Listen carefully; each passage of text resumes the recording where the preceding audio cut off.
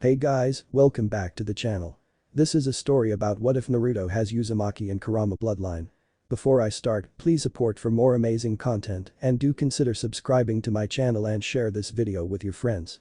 This is written by Zadrien and link in description and support writer. Let's start the video. Awakening. 6 months have passed since the near destruction of the village Konohagakure, their two saviors cast in opposite directions. Minato Namikaze, the fourth Hokage, sacrificed his life to end the threat of the Kyuubi no Kitsune. He was given the honor of being the greatest hero of the village. On the other side of this coin we have the 6-month-old infant Naruto Uzumaki, the chosen vessel and prison of the demon. Already the blonde child is feared, hated, despised and tortured and nearly killed on a regular basis. Why pray tell am I telling you this, and who am I to know such things as the third Hokage, back from his retirement, had made the heritage of the boy a secret and to speak of what is held within him punishable by immediate death. Well, I am the great Kyuubi no Kitsune, the most powerful of all the demons and Byakuya of this world. But I am practically as powerless as the infant who holds me prisoner. For now this is my story to tell you, now be a humble mortal and listen to what I have started doing to ensure my survival from within this damnable seal. Unlike most demons that have the unfortunate mishap of becoming sealed, I stayed awake and lucid during the transference. I who have no fear will admit to quaking before the presence of the Shinigami and the man who summoned him. He, unlike all of you, have earned my respect, though he has passed on. I have passed that respect on to his only son and my jailer. Like I have said, it has been only 6 months since that day and already I have had to heal wounds no child should have to endure. Burns, cuts, broken bones, brain damage, seals upon his chakra paths, ruptured spleens, kidneys, bladders, stab wounds through his heart and so much more. But today is special for my unknowing host, as today I will start to correct the damage and make him better for it. After all, the longer he lives, the longer I too shall live, damn this seal. From this point forward I will continue to heal him from their attacks and attempts on both our lives. Yet, I will change him to make him stronger. They break his bones, I will repair them and make them stronger. They destroy his eyes, I will make them better. I am sure you get the picture, but today I have my work cut out for me. Yes, even as a demon I will have to toil harder than should be needed. As they have taken him to be an effigy of my defeat and once more are trying to kill him and myself. Now leave me, as I have much to do if I intend for us both to survive. 3 years later, once more I am forced to upgrade. My true pride in my jail comes from the repeated attacks from the Uchiha. I have studied their eyes and given him just their one trait. Yes, he can copy any jutsu, and with the sacrifice of all others, even raw manipulation of that energy. But he will still have to work for those skills even with the knowledge of how to do them. I may be a demon, but I will not cheat. Just as I have worked for my power, so must this boy. They destroyed his hearing, so I made it better. They gave him so much brain damage that I altered it to be near genius levels. If they knew what I was doing, none gave any inclination, and that was fine with me, for they will truly reap what they have sown from these attacks one day, that I swear. The most amusing, however, is the dormant bloodline I am toying with now. This was from his mother. How do I know this? I was once within her, though under a much different seal. Now I will work on bringing this to the front, the Kachiku bloodline, denser heavy chakra. Such a fun little toy and I will enjoy watching him master it. After all, it will be the means for my resurrection and release from this seal. Think of it as his payment for my renovations. Just a few more years of dealing with this and I will meet with the boy. Set him on the path of being a chakra wielder, one of these shinobi. That will be all I need to do. After that I will leave it to him to honor my deal. 3 years later, Naruto. It was during the festival and as always he was told to stay inside. He just didn't find it fair that he couldn't go on his birthday. Sure, the villagers tried to hurt him, but they couldn't do much to him anymore. He didn't know why, but he was happy about that. It wasn't hard for him to figure out what they were calling him and wonder about it. But being only 6 had a detriment on his knowledge. He had taught himself to read and write and understand several things like money. Since he was now living in an apartment that the old man had given him. Screw it, I am going. He said to no one as he walked out of his new apartment, locking the door, and took off through the village. He wandered the stalls and watched the giant plushie dolls of the yondaime hanging from the game booths. It was all fine until he was truly spotted by a group of drunken villagers, though this night would be different somehow. Shouting started, "Kill the demon, finish what the yondaime started, or get away from me." Repeated by different voices and genders. He did what he had to do, and that was run. The mob formed and chased him through the streets. Objects and weapons were flung at him, some cutting into him, other just bashing into his back or his head. He was getting away from them as he could move through the crowd much easier due to his smaller size and the few modifications to him over time. Until he ran into a person who just looked down at him. "How dare such a disgusting creature touch me?" the man said as Naruto looked up to see the black hair and the funny red eyes that he somehow knew to be the full Sharingan. The gestures of the man's hands and fingers caused his eyes to tingle before he watched a fireball collide against him. The pain of the fire was enough to cause him to shriek out in pain. Before he felt the cold sensation of water covering him and the screams of other people dying around him. The gentle arms picking him up and the motions of moving very fast were the last things to pass through the boy's mind before he faded to nothingness. Mindscape, boy, come before me. A voice echoed around him as he woke up in a strange tunnel. Funny, he thought, as he felt no pain but could now see a light glowing and flickering towards one end of the tunnel. Come to me and I will help you. The voice called again, the low rumble and strongly comforting tone lulled at him as his feet carried him towards the glow and the presence of the voice. Soon he entered a room with row of bars on one end. Behind the bars sat a large glowing being that his mind quickly came up with a name. Kyubi, the boy said out loud. As he studied the demon that sat on the other side of the cell. Obviously very much alive considering he was told the demon died. Demon, filth, disgusting, hellspawn. All the names he had ever been called rattled through his thoughts.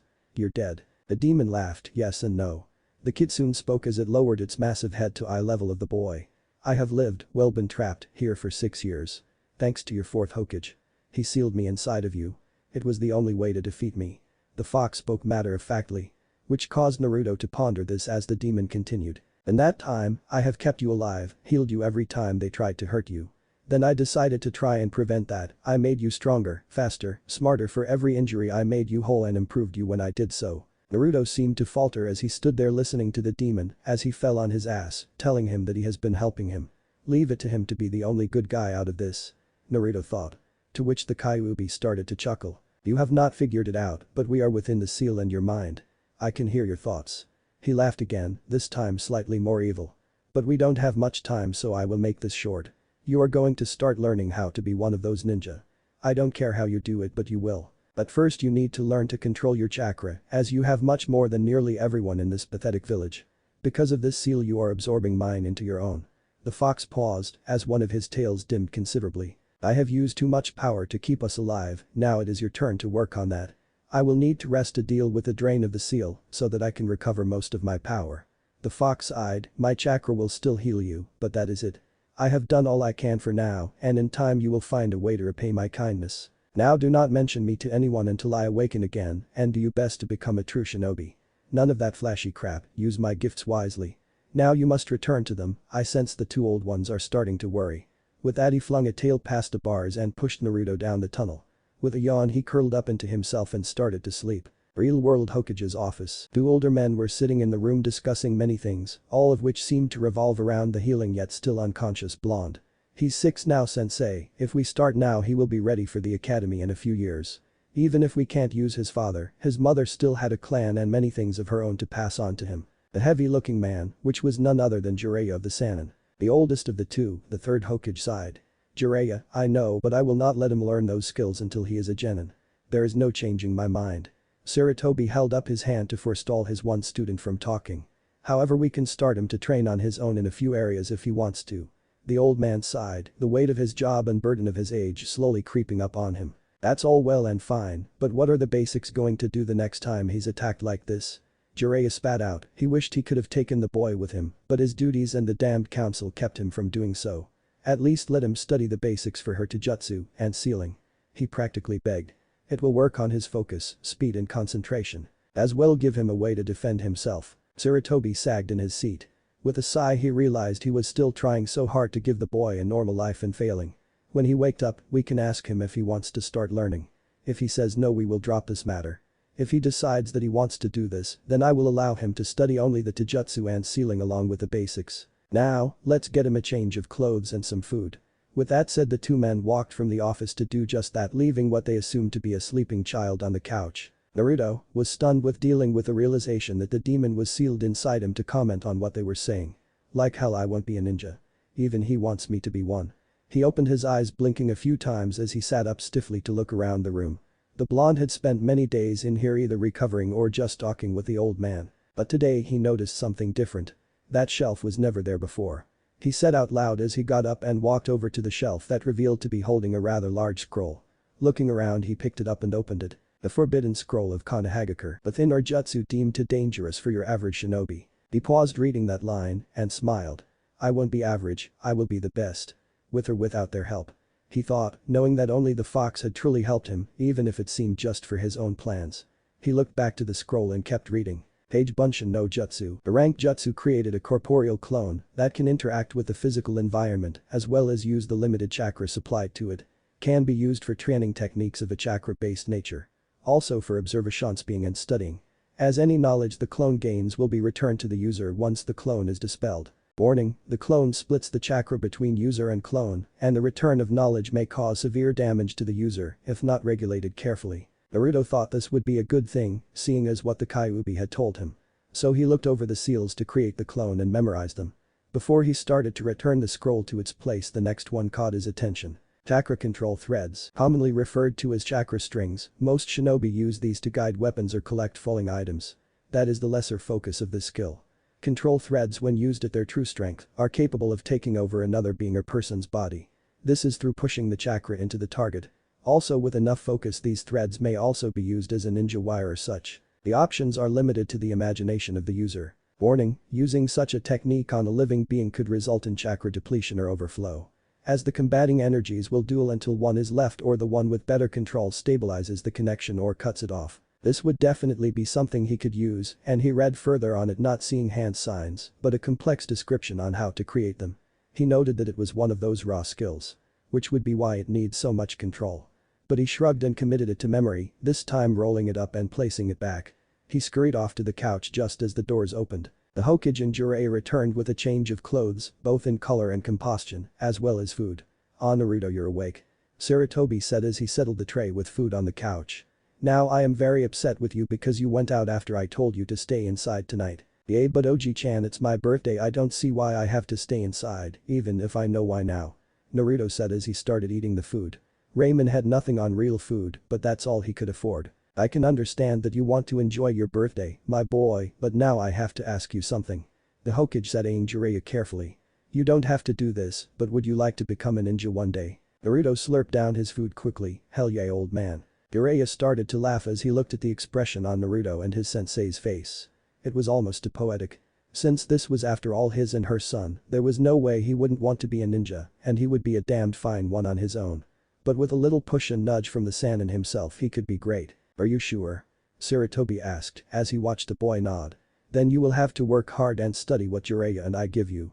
Since you will have 3 years before you can start at the academy, you will have to learn this on your own," he said as he pulled out several scrolls from his desk.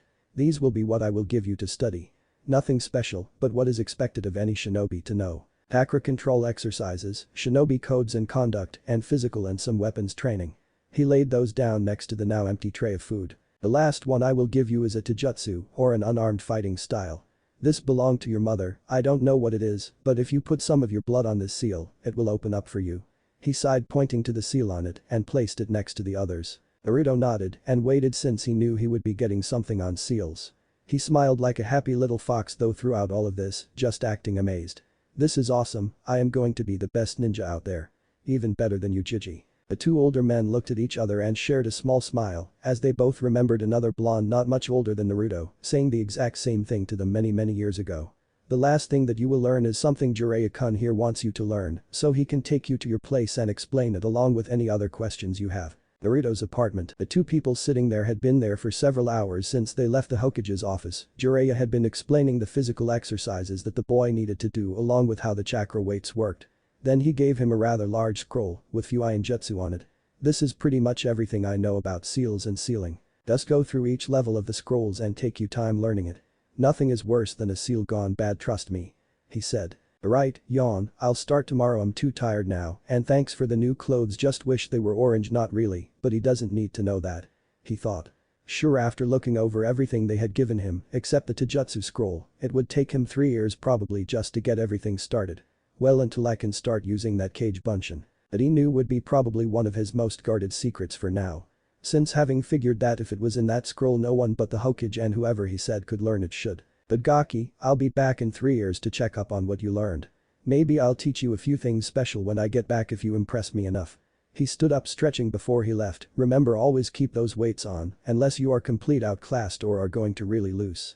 He pulled up the sleeve on his coat revealing his own set. "Haven't had to take mine off in years."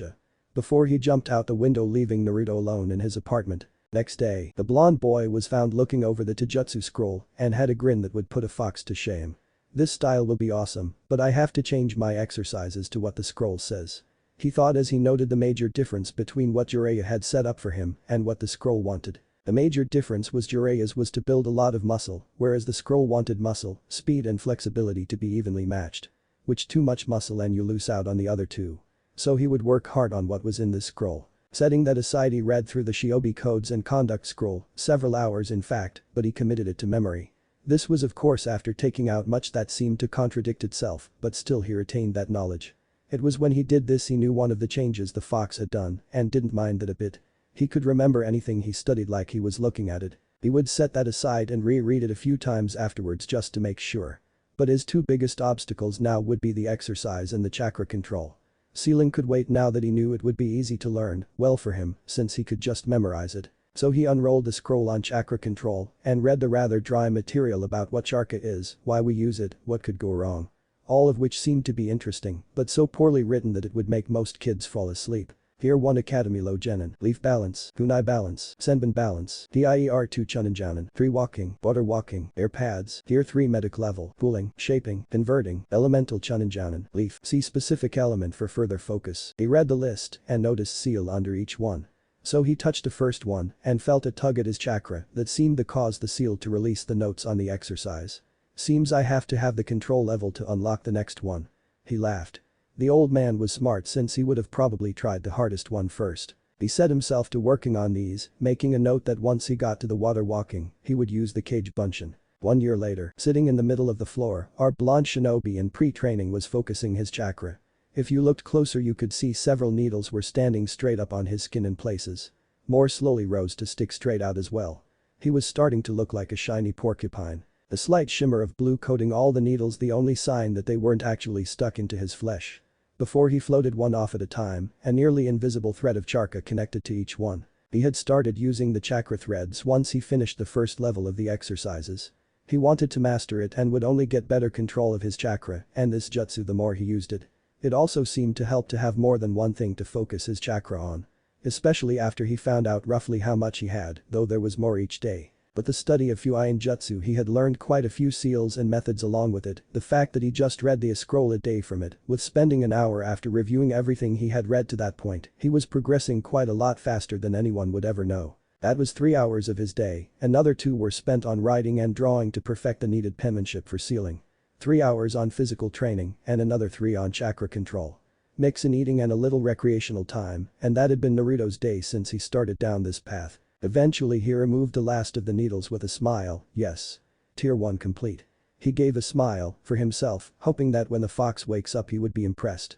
It was rather sad that his only friend seemed to be the demon, but for now he was too focused on training and studying to be bothered by the lack of people. He was sure when he started the academy in 2 years that he would change that. Opening the next level on the scroll, he firmly decided that he would stay training inside for now, he could do this on the walls and ceiling. He looked at the scroll and got an idea, which he spoke out loud to no one, maybe if I master the tree walking, and then have to do that while I redo tier 1, that would speed up things, since I would have to split my control between more things. He smiled, this was so going to be worth it. Another year gone by. Now at 8 years old Naruto was starting to show the fruits of all of his physical training, as he stood shirtless in a run-down training field long forgotten on the outskirts of the village. The toned muscled rippled with pure sinew. Unlike what Jiraiya had planned for him, he was the opposite, sleek and slender with a slight curvature that could be associated with a female. He stood almost 5 feet tall now, his blonde hair grown longer and held back in a single band, his bangs falling to frame his face, the last vestiges of baby fat still clung to his cheeks. He lowered his body into the now familiar stance and flowed through the katas. Following the forms of the Uzukan style, his sinewed body, rippling like a predatory feline, each move no energy wasted. Naruto had taken to doubling his training 6 months ago when the Uchiha clan had been slaughtered or in his opinion put down like the rabid animals they were. True he didn't know the full details nor did anyone, but after all of his experiences there was only one that he had even liked. That just happened to be the one who killed nearly all of them, Itachi. He had been his rescuer many times from his own clan. That was a driving reason to get better, but all of this was under the radar of the village and anyone that knew him. Otherwise he was still the loud, brash and clueless blonde. It worked well for him, that mask, as it let him listen in or sit and watch others train. He had learned not too long ago that he could copy any jutsu he saw, though not like the Uchiha that would instantly use it. Rather he would take his time to study the techniques, learn them. Just like anything he didn't take it for granted. Every bonus to being a shinobi he would only work harder because of it. His thoughts followed this pattern as his body followed the fluid motions of the style, while the set of clones he created were working on the air pads technique. That one allowed a shinobi to jump on air or shift himself across spaces. From what he had learned, not many even bothered with it, instead they would just push chakra into their bodies to move them. Even most medics skipped that step and went on to higher levels. But if one thing Naruto was, it was a perfectionist. The blonde prodigy looked over to another set of clones that were working on a few inventive seals. Something he had noticed in a few places and even took from the design of his own seal. He was going to test the full set on himself, though if it worked, he would offer the base seal to a clan, maybe for a favor or some money. The full array would split his reserves in half, allowing for the creation of 2 sets of reserves that would be the same size as his would be now. With the addition of the second seal to the array, it would create a duplicate of his pathways for the other store of chakra to flow. He hoped to have the kinks worked out before he started the academy. The added bonus of the array, however, was that only his primary reserves would receive the Kyuubi's chakra, while the other would be his purely. It would slow down the rate of conversion. A small gift for his savior. Finishing his physical training, sweat coursing over his skin, he sat down to rest. Pulling out the last of the scrolls he had for sealing and decided to memorize that one, which according to the Sannin, would put the boy on his level of knowledge if not practice. That was what Naruto was planning on next, crafting seals constantly, expounding upon them, altering them, making new ones. As that was the only way to get better from this point on. The sun was lowering on the horizon as he finished with the scroll. This would leave him with too much time on his hands. But what else could he study without being noticed? Between just control exercises and jutsu, he would have plenty of time. Now thanks to his clones he had even more time, but what to study? Meditating, he thought over the primary skills of shinobi. Ninjutsu, Jinjutsu, Taijutsu, Kenjutsu, these were the 4 main areas of study. Yet, there was Fuin Jutsu, something called puppetry, medic jutsu, and other clan-specific styles. His train of thought was broken when he heard a keening noise. Opening his eyes, he found a silver ball of fluff stumbling towards him. The distinct color of blood dripping from and clinging to its fur. He got up slowly and approached the animal. "It's alright, I'm not going to hurt you," he said softly as he closed in of the small-winded thing. Once he picked it up gently, he noticed it was a fox kit with bite wounds. The only thing in his thoughts was that it was alone and would die if he left it. That was his resolve. He was sure he could nurse the kit to health, maybe raise it and train it to fight with him. Just like the Inuzuka do with their dogs. Which meant trying to figure out how they do it. But first he needed to get him some help and he wasn't qualified to do so. Leaving his clones there with the order, "When you're done dispel, but one of you take everything back to the apartment." As he took off for the Inuzuka compound and the only vet in the village. Chapter 2. Inuzuka Veterinary Office. Naruto walked in with a silver kit. "Excuse me, I need some help," he asked the empty office. Soon a young girl came in, maybe around 14. "What do you need?" "I'm Hana, by the way," the girl said. 3 nin dogs followed behind her. Naruto sat the kid on the counter. "I found him while I was practicing. I don't know what happened to him. Other than it looked like he was bitten and he was lost. I don't want him to die," he said. The visible yet unshed tears in his eyes were proof that he felt a connection to the assumed orphan fox. Hana looked at the silver fluff ball as she listened. Those soon ran over and started checking the animal. She nodded and whispered things to herself before she flashed an off-color green energy to her hands and started running them over the kid. "I healed most of his wounds, but I am going to give you some antibiotics and supplement pills. They are usually only for our dogs. But they should work just the same without any real side effects. Other than he might end up bigger than normal." She kind of laughed at the relieved look in Naruto's eyes. "Bring him by again when you run out of the pills. I want to do a checkup on him and also to see what the effects of the pills on him are." Naruto nodded. "Thank you, I wish I had the money." He was stopped. "It's a defenseless animal. I'll just consider studying him as payment. I am training to be a veterinarian, so this is worth it to me. Plus it helps out a sweetheart like you," she said with a smile. Smiling, he gathered up the kit. "Shirub," he looked from the kit to Hana. "I think that's what his name will be. Shiruba. I think it suits him. Especially if he keeps that coat when he gets older." She smiled and honestly couldn't see why anyone in the village hated this kid. "Just remember, I am only here on the weekends by myself. But you should have enough here to last a month." 6 months later, Naruto and Shiruba were sitting in his apartment.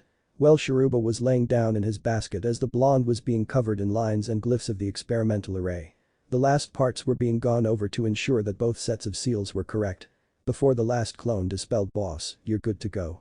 Just now it might hurt a lot." He knew that already, but it seemed his shadow clones took on a personality of their own sometimes.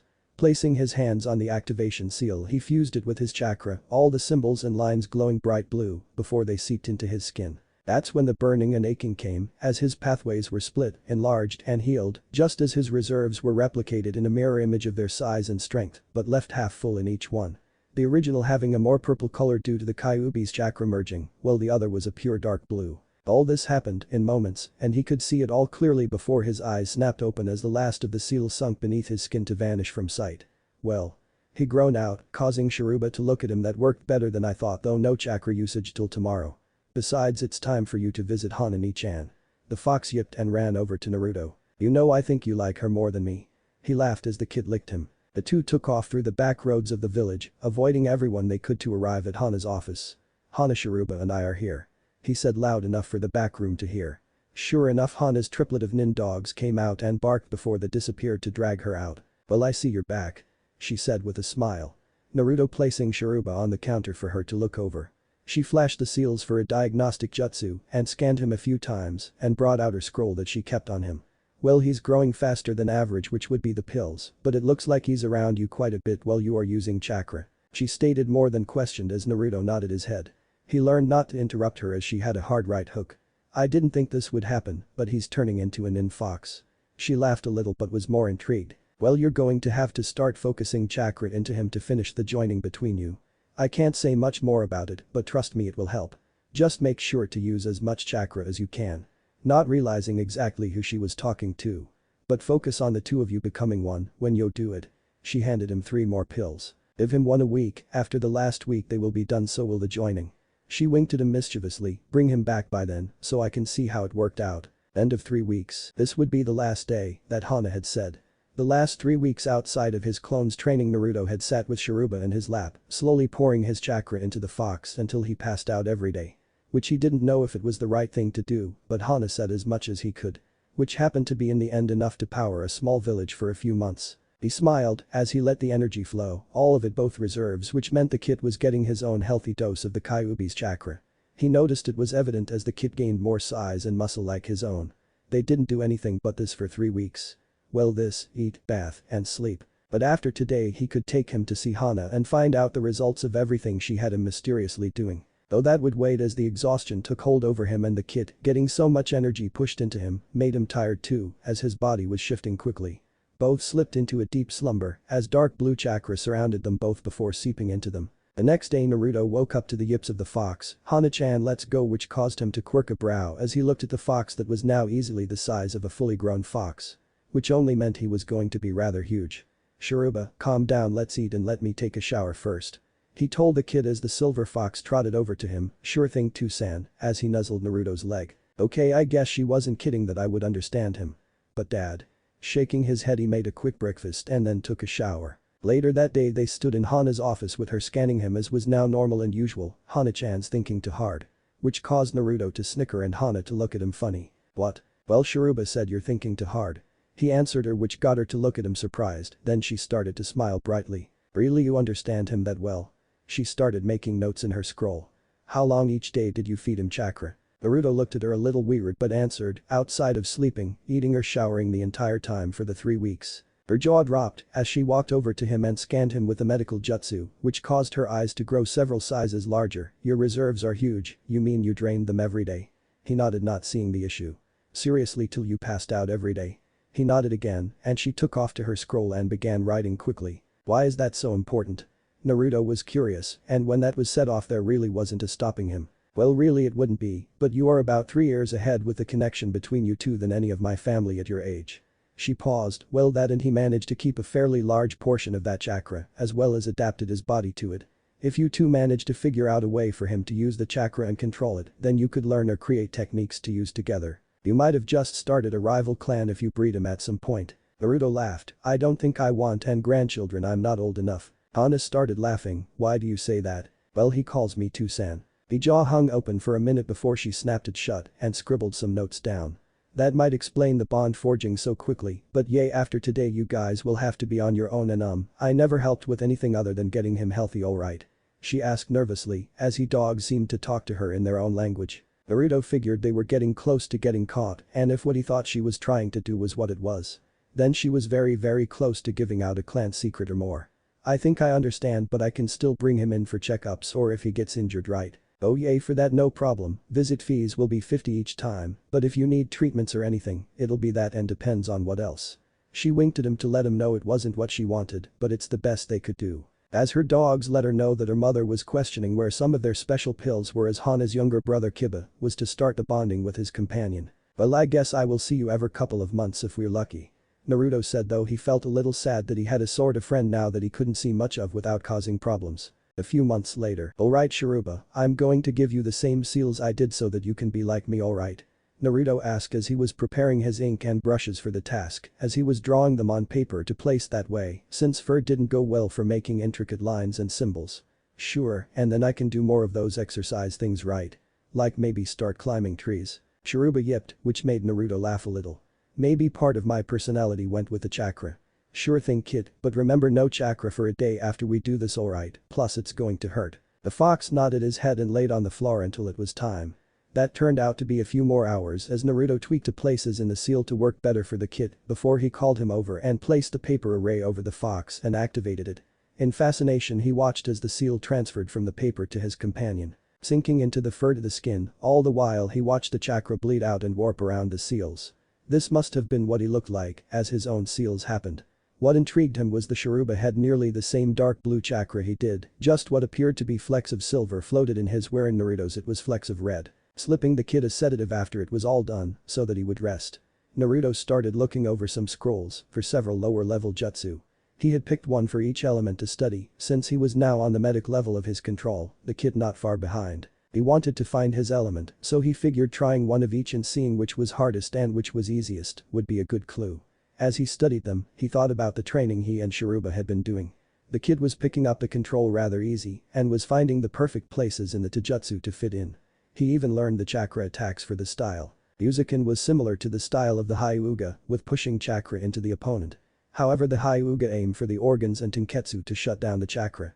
The Uzukin forces the pathways wider, breaching them, as well as muscles and joints. Shiruba, with some thoughts from Naruto, had randomly figured out how to do the attacks with his muzzle, paws and tail. Along with being able to infuse the tail with chakra for strikes, he had learned simple raw manipulation.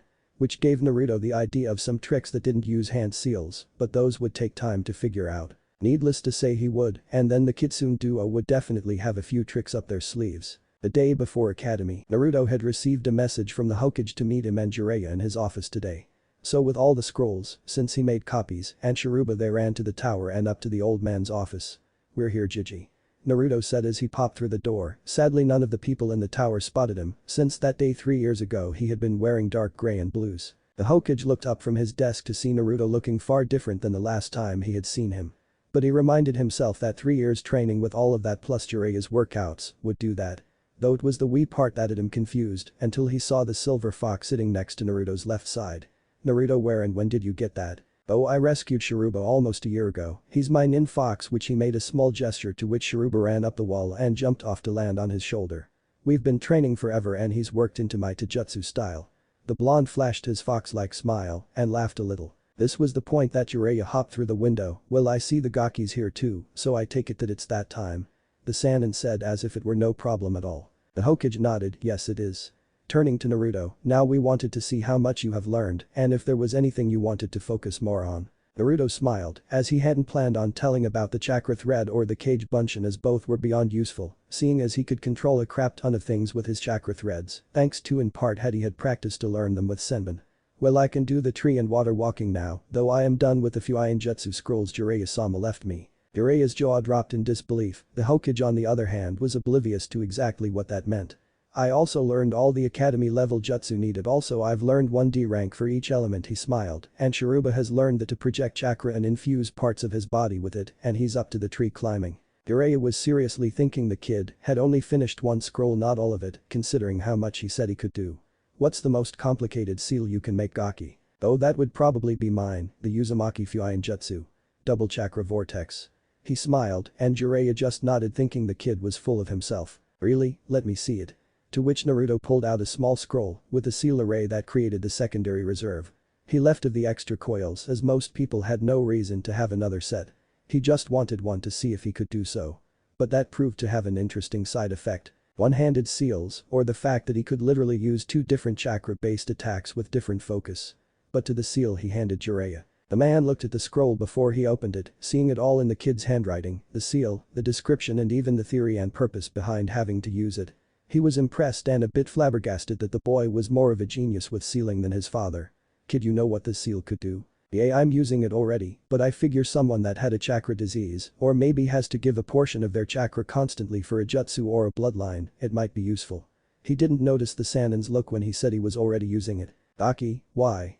Your reserves were already bigger than most kids your age." The Sanin questioned. "Well," he lied, "I did it because I found the dead demon seal on my stomach and the fact that it's constantly leaking into my reserves, it made control impossible. So I trained only one set and left the part it was leaking into alone to filter into my trained reserves." This was where the Hokage started understanding what was going on. "Naruto, how long have you know about the seal?" "Oh, since about 2 weeks into studying chakra control, then what it was and what it did took about another year." He sighed, plus putting that together with the way the village treats me, adding which demon was around this village on my birthday, and well, I would say that I hold and am stealing chakra from the Kyuubi no Kitsune. He said with a small bit of venom in his voice. The two men looked between each other and started to say something. "Don't bother, it's over with and I can't change anything, neither can you. Besides, I really don't care, there are people that care for me, and that's enough." He smiled sadly. "But since I start classes tomorrow I need to have Shiruba registered as my companion. Plus I wouldn't mind maybe learning something new." Here he looked at the Sanin, as he remembered his promise. The Sanin took in the appearance of the fox and Naruto. Not many of the older generation would like him working with one, which just made it all the better. Idiots. Well, given the Uzumakis being seal masters, maybe it was a bloodline that they picked it up so quickly. But now he was tasked with agreeing with the boy, after all he did promise to teach him something cool if he surprised him. "Well, there's a few things I could teach you, but I'll have to wait on most of them until you get older." Jiraiya fished in his pocket for a slip of paper and handed the blank square to Naruto. "Now, channel your chakra into the paper. It'll determine your affinity."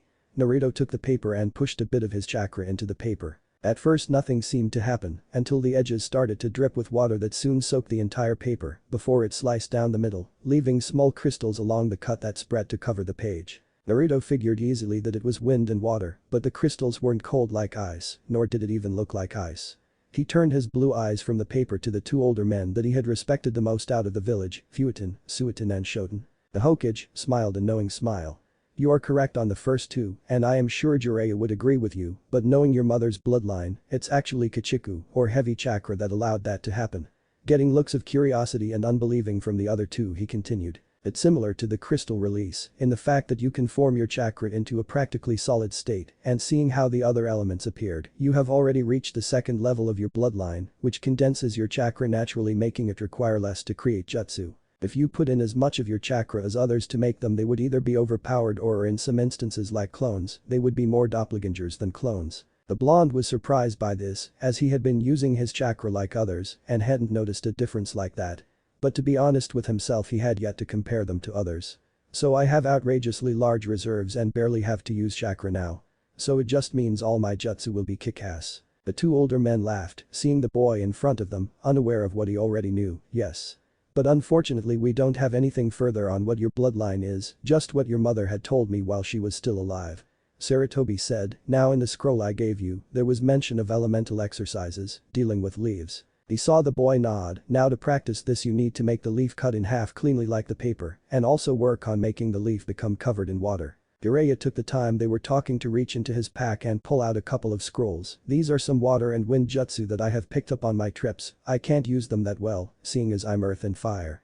He tossed them to the boy. "They are ranked in the scrolls and some history for the technique and the way I have heard or seen them used." Naruto smiled as he looked to Shiruba. "I'm going to learn them too.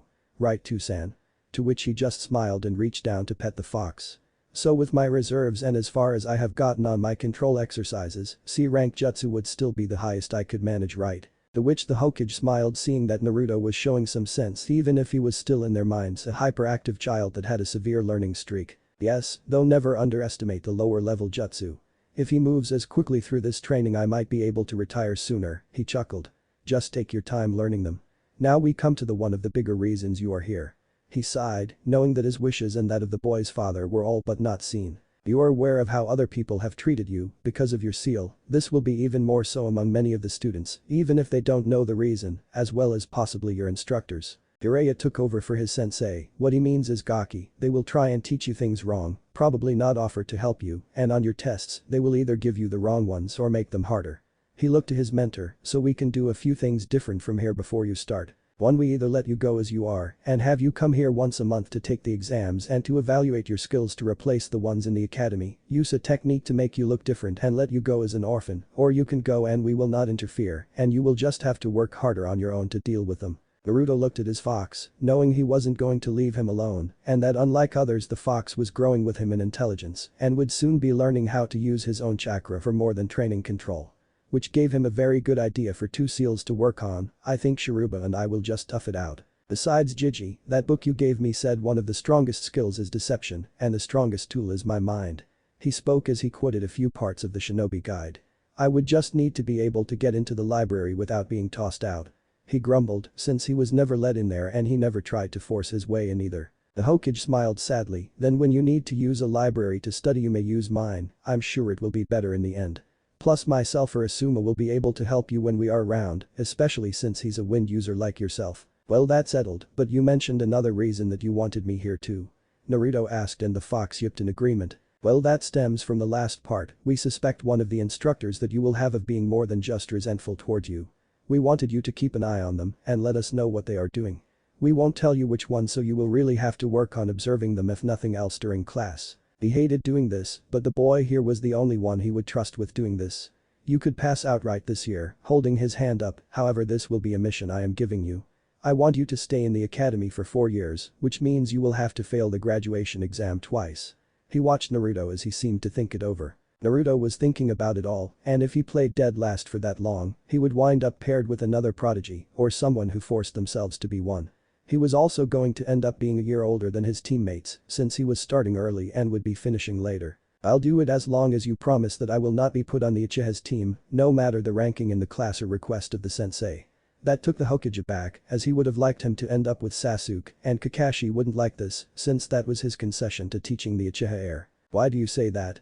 Naruto laughed bitterly. Most of the attacks on me were done by Uchiha. Secondly, I don't want all my skills taken by their piece of crap eyes. Jiraiya held back his laugh as the blonde summed up his thoughts on the council's decision to coddle the Uchiha. Whereas Sarutobi sighed seeing that this was going to be a major headache. Especially knowing Naruto was more advanced and Kakashi would be late and be forced to favor the Uchiha. It just wouldn't end well. I will try my best, but if you do end up placed that way, is there something else that you would want? Naruto looked at his hands for a moment. Register and have Sharuba treated like an Inuzuka nin dog before I leave. He looked at his kit and smiled before he looked between Jiraiya and the old man, and I'll think of something for if when that happens. Which mollified the Hokage as he knew it was going to happen. That I can do, and since you accept the mission, it will be a classified C rank long term. Payments will be once a month for you and Sharuba. Most people didn't know the small fact that Inuzuka dogs were paid as well for being ninja, which made them one of the richest clans, though they never showed that or most doubted that they even knew that themselves. After their discussion they talked a little more on how Naruto had been as they filled out the paperwork for Sharuba to be a nin kitsune. Which was the blonde's idea since kitsune were able to use chakra and foxes couldn't. If the legends were true, which the Byaji were, it would mean that his companion would soon have another tail. They also had Sharuba tested for any affinities, which they though was strange just to be proven wrong, as Sharuba showed to have Raiten and Suiton as his elements. Which they gave Naruto a scroll on Raiten, just so he could understand the process, since it could kill his companion. But they soon left, leaving just the Hokage and Jiraiya sitting in the office, in silence for a time. Sensei, that kid reminds me so much of both of them, it's a little creepy. I mean, one minute he's as serious as his mother, the next he's as carefree and curious as his father. Add in there hasn't been hide nor hair of a flux from the demon. I'm starting to wonder if it's even alive in that seal. He spoke after pulling the key scroll from a summoned toad and looked over the design. This shows he's still getting the fox's chakra, but it's not changed in almost 4 years. He murmured, pointing to the flow seal on the array. It's like he's found a way to not draw on any more of the fox's chakra. Instead, just using his own over and over again. He paused and pulled out the scroll of the reserve split array that Naruto had made and looked it over. That boy, he only lets the fox's chakra into one of his reserves, draining the untainted one, which still causes both to grow larger since they are still connected. He points to a small seal that filters. This lets him pull his own chakra from the other side to fill his empty one, but leaves the demon chakra, which slows down the absorption rate. The two older men looked at each other in a moment of rare insight and understanding. The Gaki's chakra reserves are all his own without the help from the fox. Even the flow is a one-way. The only way around that would be to either have two sets of coils, or he paused and looked over the seal, as if seeing something was missing. He gasped, "Sensei, this isn't the full seal." He almost bet the Gaki made a layer seal that split his coils into two sets that were still connected in several places. He pointed to a few places in the array that more than likely only a seal master could find. See, here's where the separation seal would work, as well as adjusting the flow. It would render chakra exhaustion practically an unrealistic idea to him.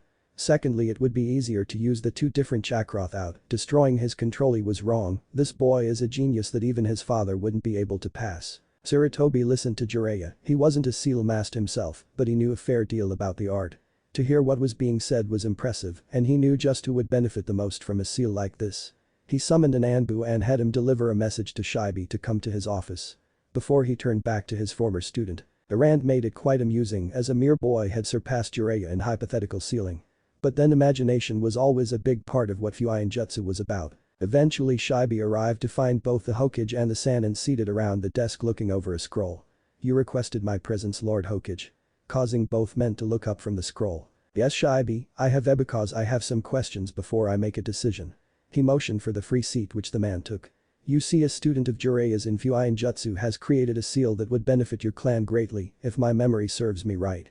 He slid the array over to Shibi to look at and read the description Naruto wrote as to the purpose of the seal. He read through the description, thinking it over and discussing it with the queen of his hive, which took them some more time to come to a logical and agreeable decision. "So this seal would technically double our chakra stores, while cutting them in half to be used independently," he stated in a rather emotionless voice. Jiraiya nodded.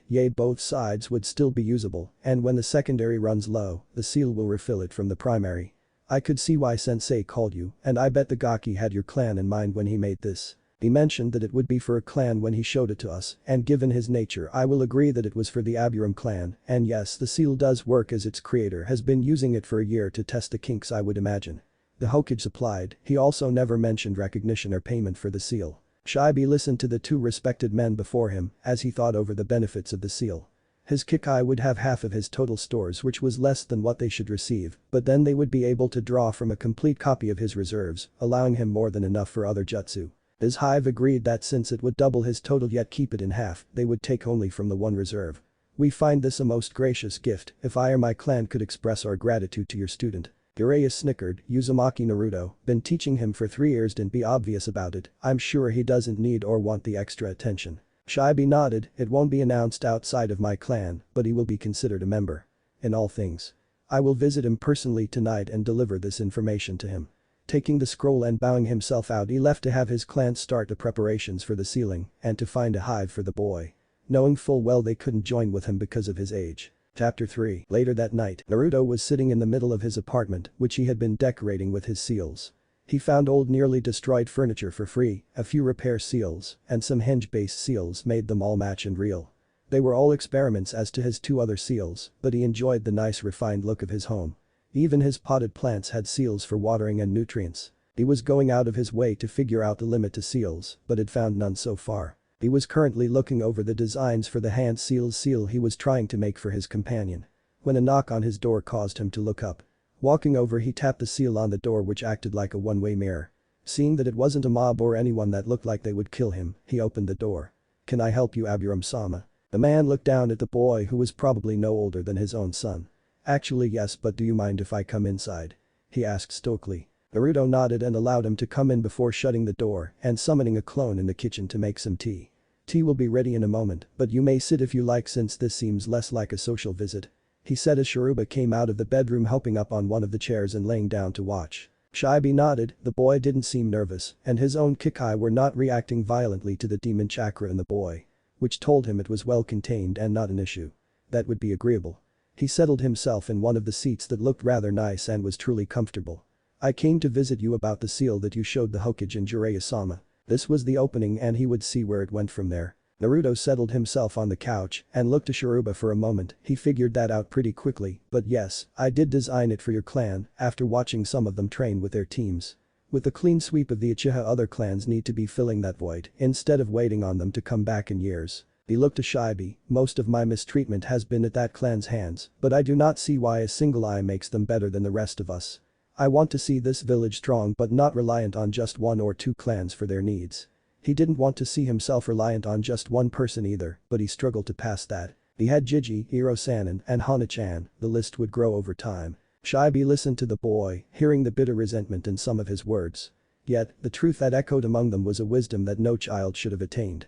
Not that it was wrong, but the life that this boy has led was unacceptable in any society, yet they forced it upon him for something he contained.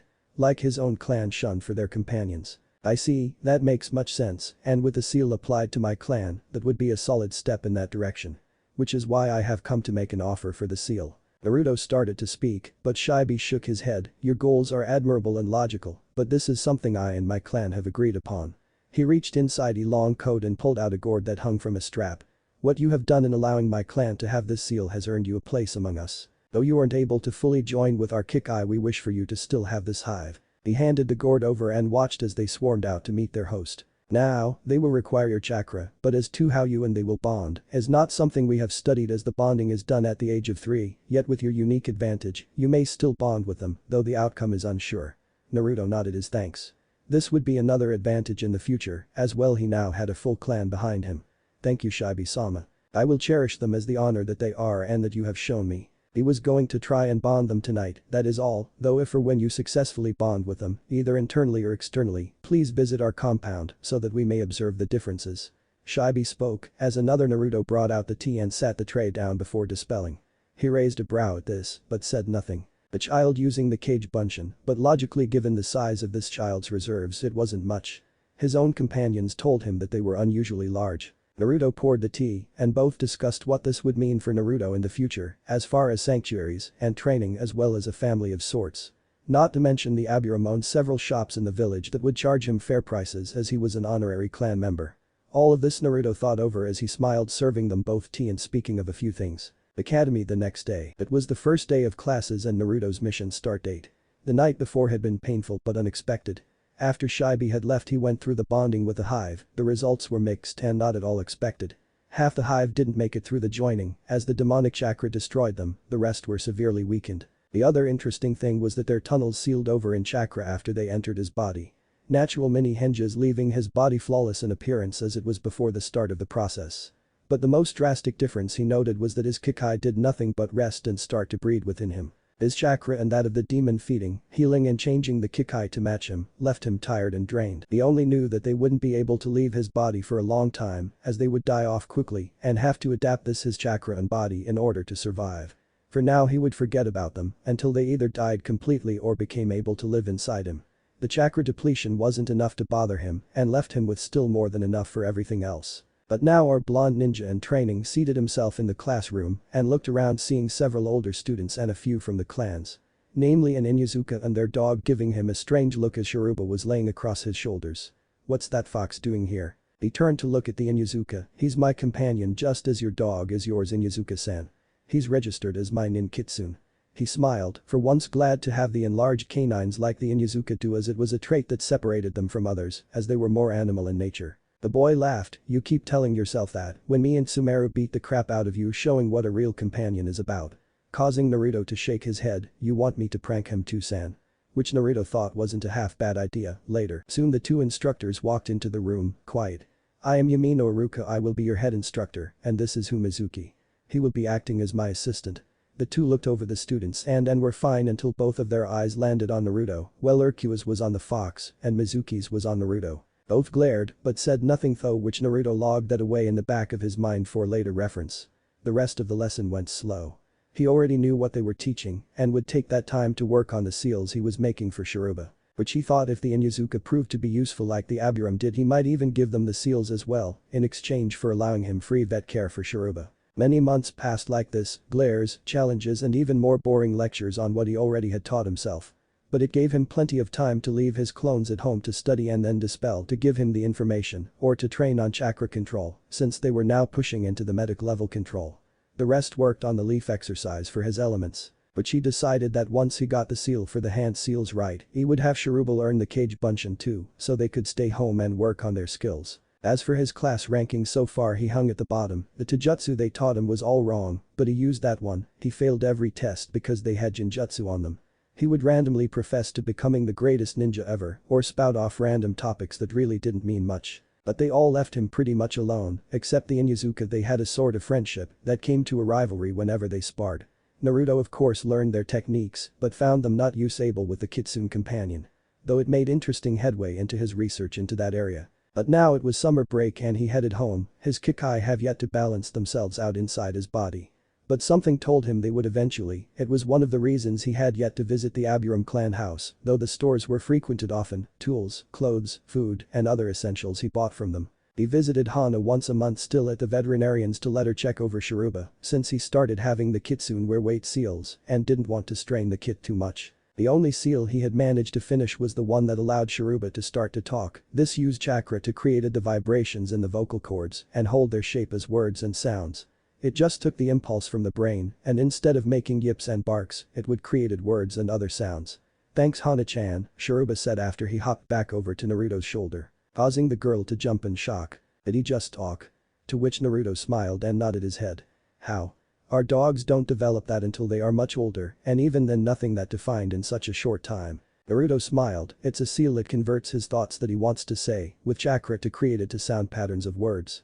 The boy smiled. "I could give them to your dogs if you want, though you would need to spend time working with them on chakra control for the volume and let them work on making the words right." Hana thought about it, and having her trio talk would be awesome, and it might help her when working with other dogs so they could translate. "Yeah, I'll do it. Besides, if mom likes the idea, we can maybe buy the seal from you or something." Naruto smiled and pulled out a storage scroll, releasing 3 slips of paper. Placing one on each dog's muzzle, he pushed the chakra into the paper, transferring the seal over to the dogs.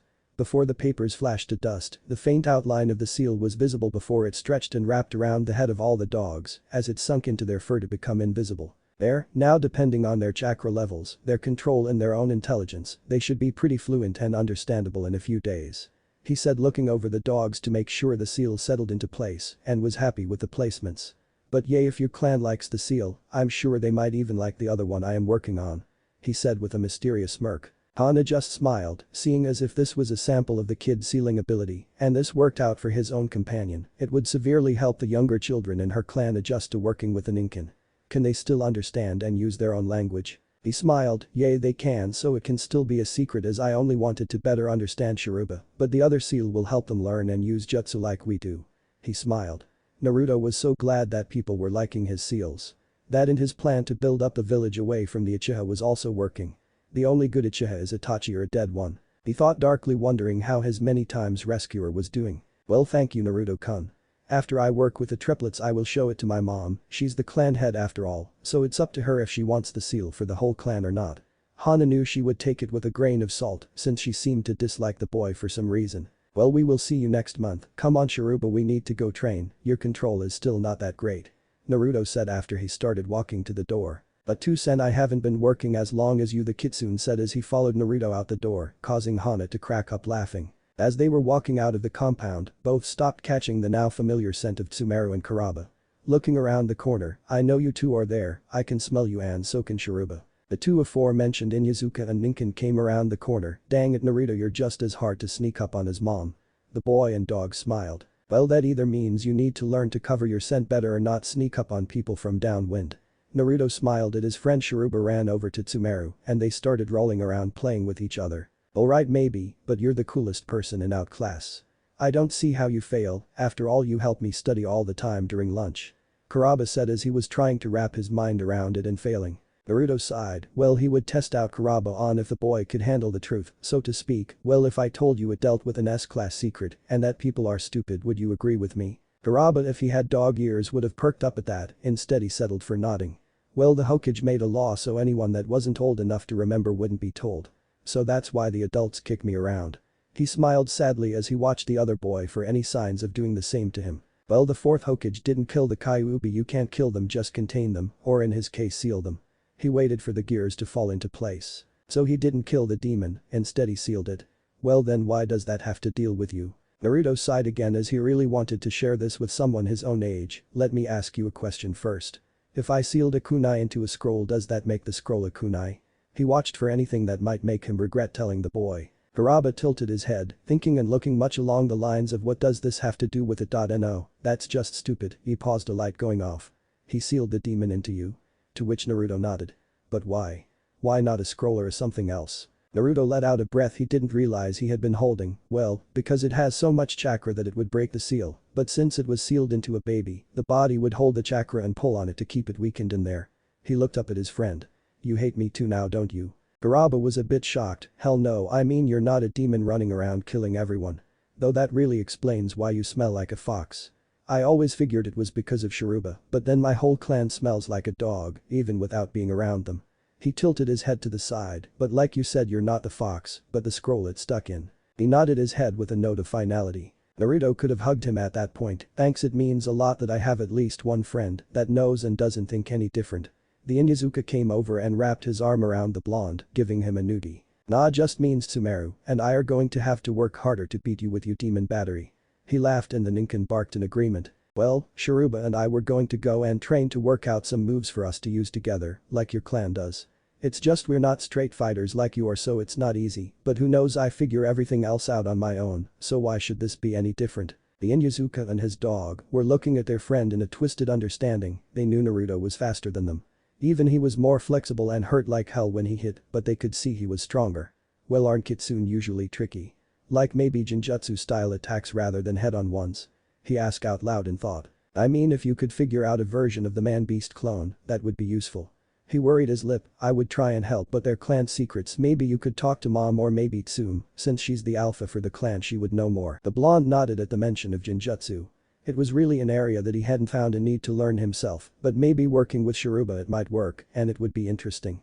It looked like it was time to start studying them and see what they could do in tandem, and maybe have the kitsune do on his own. The clone they do would work too, and he could see the implications behind that as well. It would take some training to get it down. Yay, maybe, thanks Kurama. He flashed a fox-like grin. Come on Shiruba, we have all summer to train and make sure these two don't beat us. Kurama smirked. Oh yay. Well, Tsumeru and I will just work twice as hard. He shook his fist at the retreating people. Come by and spar us sometime this summer. 2 months into the summer break, Naruto was sitting in his now overtly lavish apartment. He enjoyed sealing too much and had definitely used quite a few for just the purpose of decor. Yet that isn't what he was doing right this moment. No, rather he was bent over a large seal on a scroll, checking it for mistakes. Having worked how the individual hand seals into a seal form which he found already existed irked him a little. Though that part out of the way, he was working on a way to activate the different seals in multiple and random orders so that they would manipulate chakra to form jutsu. There being only 12 seals was helpful, so not that many were needed. However, looking over jutsu that were far beyond his level of skill showed that repeats of seals would be needed.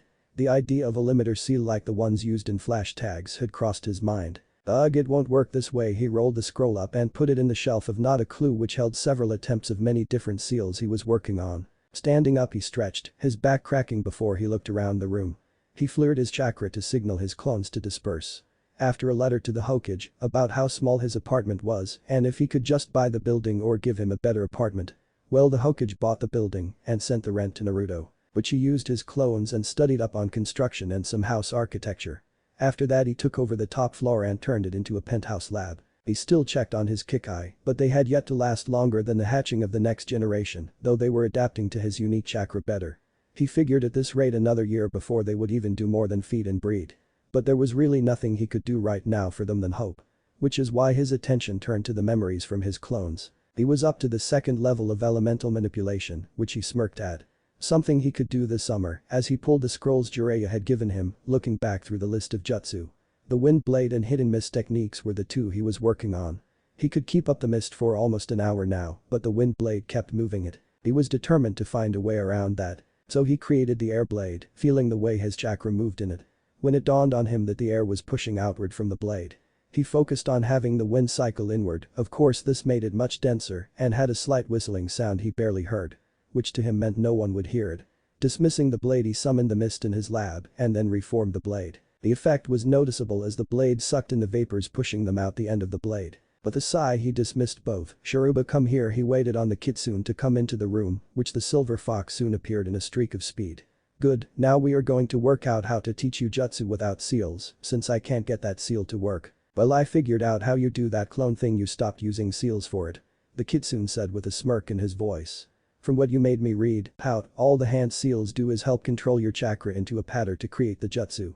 He jumped up on the table. So really I just need to be able to learn the patterns for the jutsu, I mean the Kage Bunshin doesn't even use a real hand seal. Naruto listened to Shiruba as he explained it from a different viewpoint. It was true he was using the shadow clones without hand seals, which meant he had mastered the technique. Mastered control manipulation pattern. Started smiling as his eyes brightened with the ideas. Shiruba, I love you. The fox preened under the praise from his 2-san. As he sat there, see, I am so much better than those ninkin. Kage Bunshin no jutsu. He focused for a moment before a cloud of smoke appeared revealing another silver fox, though Shiruba seemed pretty tired. Ha. Naruto spun around hearing the jutsu being called out and feeling the chakra. He saw the smoke fade revealing another fox and smiled. How did you figure that out? Well, I have seen you do it every day for almost a year 2-san. Besides, I can sense chakra, so I just mimic the feelings. It takes longer than learning from the seals like you do, but if I can remember the feeling of them I can copy them. He swished his tail happily. Naruto thought on that for a while. Alright, how much chakra do you feel you have left? Well, I think I could make one more, but I would pass out. He said sincerely. Naruto smiled, knowing how much chakra this took. Even if he could use less, he didn't put just as much as everyone else would have to. Well, until you can make 3 I want you to make 1 every day and leave with one of my clones who will go through all the seals with you until you can mimic them yourself. Well, the real you is working on chakra building, so more weights and tree and water walking exercises until you pass out. He smirked. When you can do 3 clones I'll give you all the Jinjutsu scrolls I can. Since I will focus on ninjutsu, you can focus on Jinjutsu. Then we have our taijutsu together. I do fui jutsu, so maybe you can talk Hana-ni-chan into teaching you some medical jutsu. The fox was smiling, even through his inability to do so you could tell, so that means I can start doing the Raiten training now too, then right 2-san. Naruto nodded, which wasn't a problem seeing how the jutsu he had for Raiten were stunning attacks and quick strikes which would work perfectly for his companion. A week before the academy started back, Naruto was sitting in Hana's office as she checked Shiruba over, her 3 ninkin talking to each other and them. Everything was going according to usual until an older woman came in, which caused Naruto and Shiruba to tense up from her scent.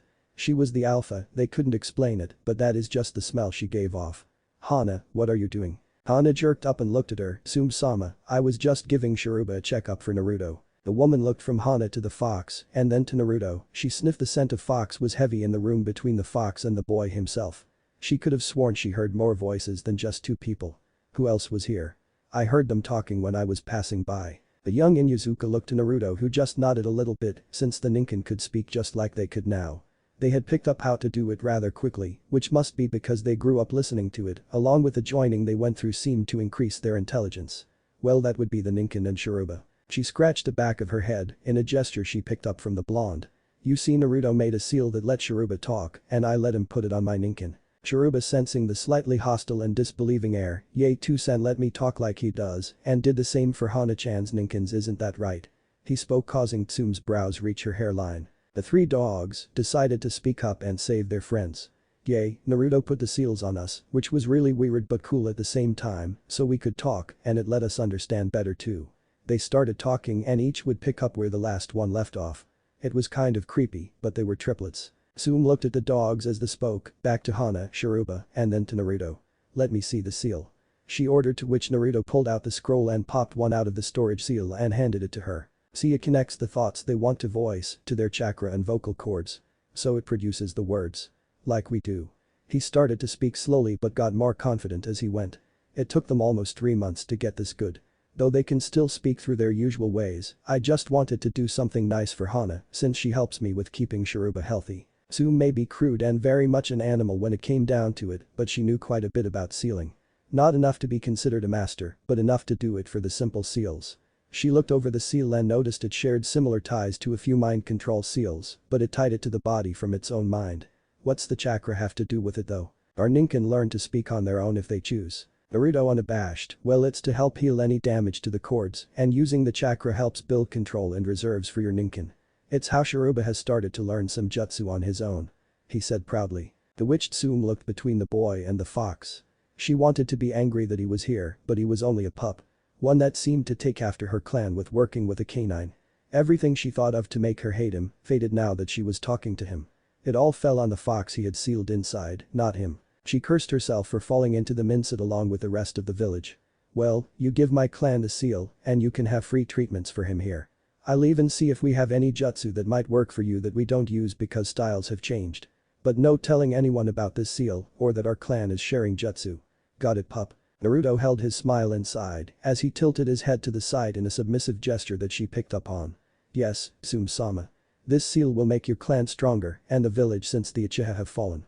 The glint in his eye at that didn't get past her either. True, she wasn't going to shed more tears than needed at that loss, but to give her clan an edge up and to help the village she wasn't going to look a gift horse in the mouth. Fine, next time you come for a check-in I will have anything I think will be worthwhile I'll have here. Naruto nodded in understanding as she turned to look at Hana before she walked out the door.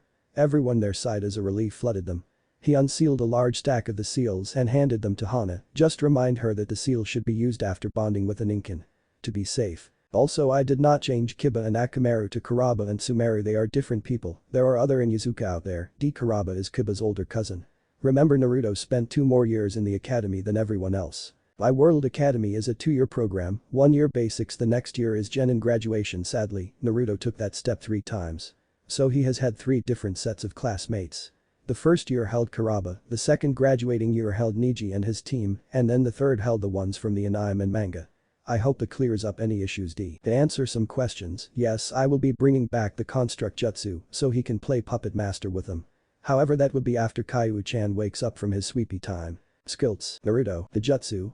Genin perfected Uzukin, ninjutsu. Chunin, ninjutsu. Academy level, control. Perfect, for now, ninjutsu. None, Kikai. Not used yet. Medical, Genin basic of basic, Yuin jutsu. Mastered, still needs more experience using though. Shiruba, the jutsu. Genin, teamwork attacks Uzukin strikes. Ninjutsu. Academy Genin, ninjutsu. Chunin, control. Perfect, ninjutsu.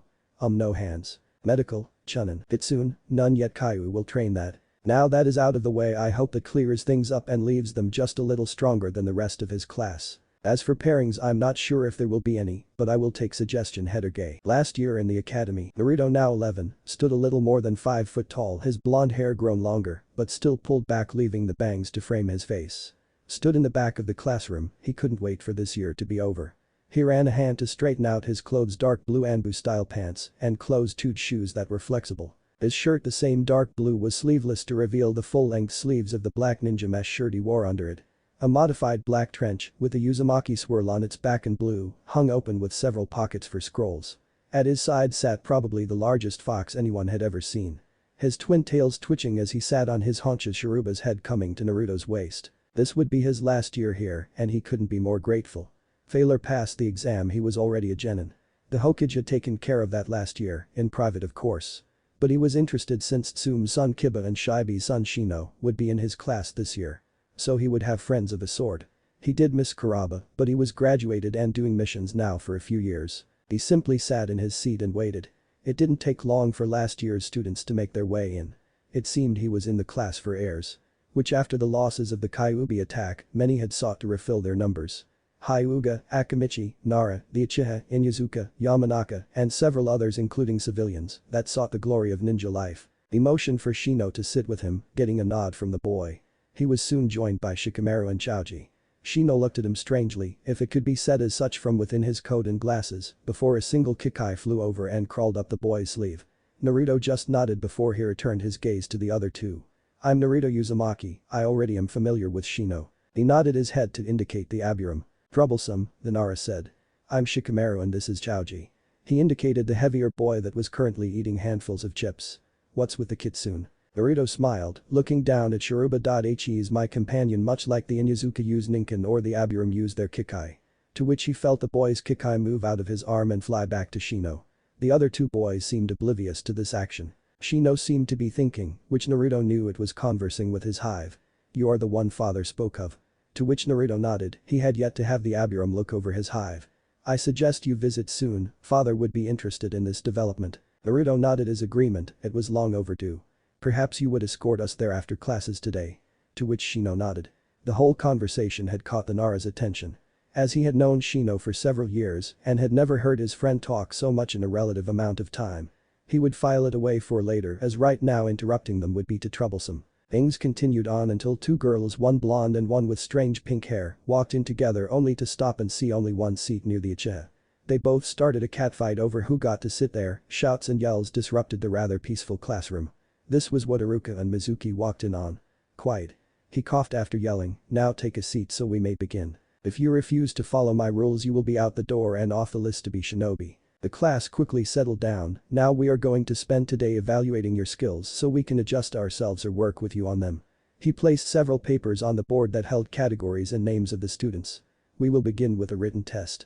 Followed by splitting into these groups and cycling through the different categories." But that said, Mizuki passed out the tests and they began working on them. Naruto on the other hand wrote random answers, not truly seeing the point for him as he could see the genjutsu on the test. After school, Naruto, Shino, Shikamaru and Choji were walking down the street. "Naruto, how come everything they had you perform was so much more advanced or worded poorly?" The Nara wanted to know.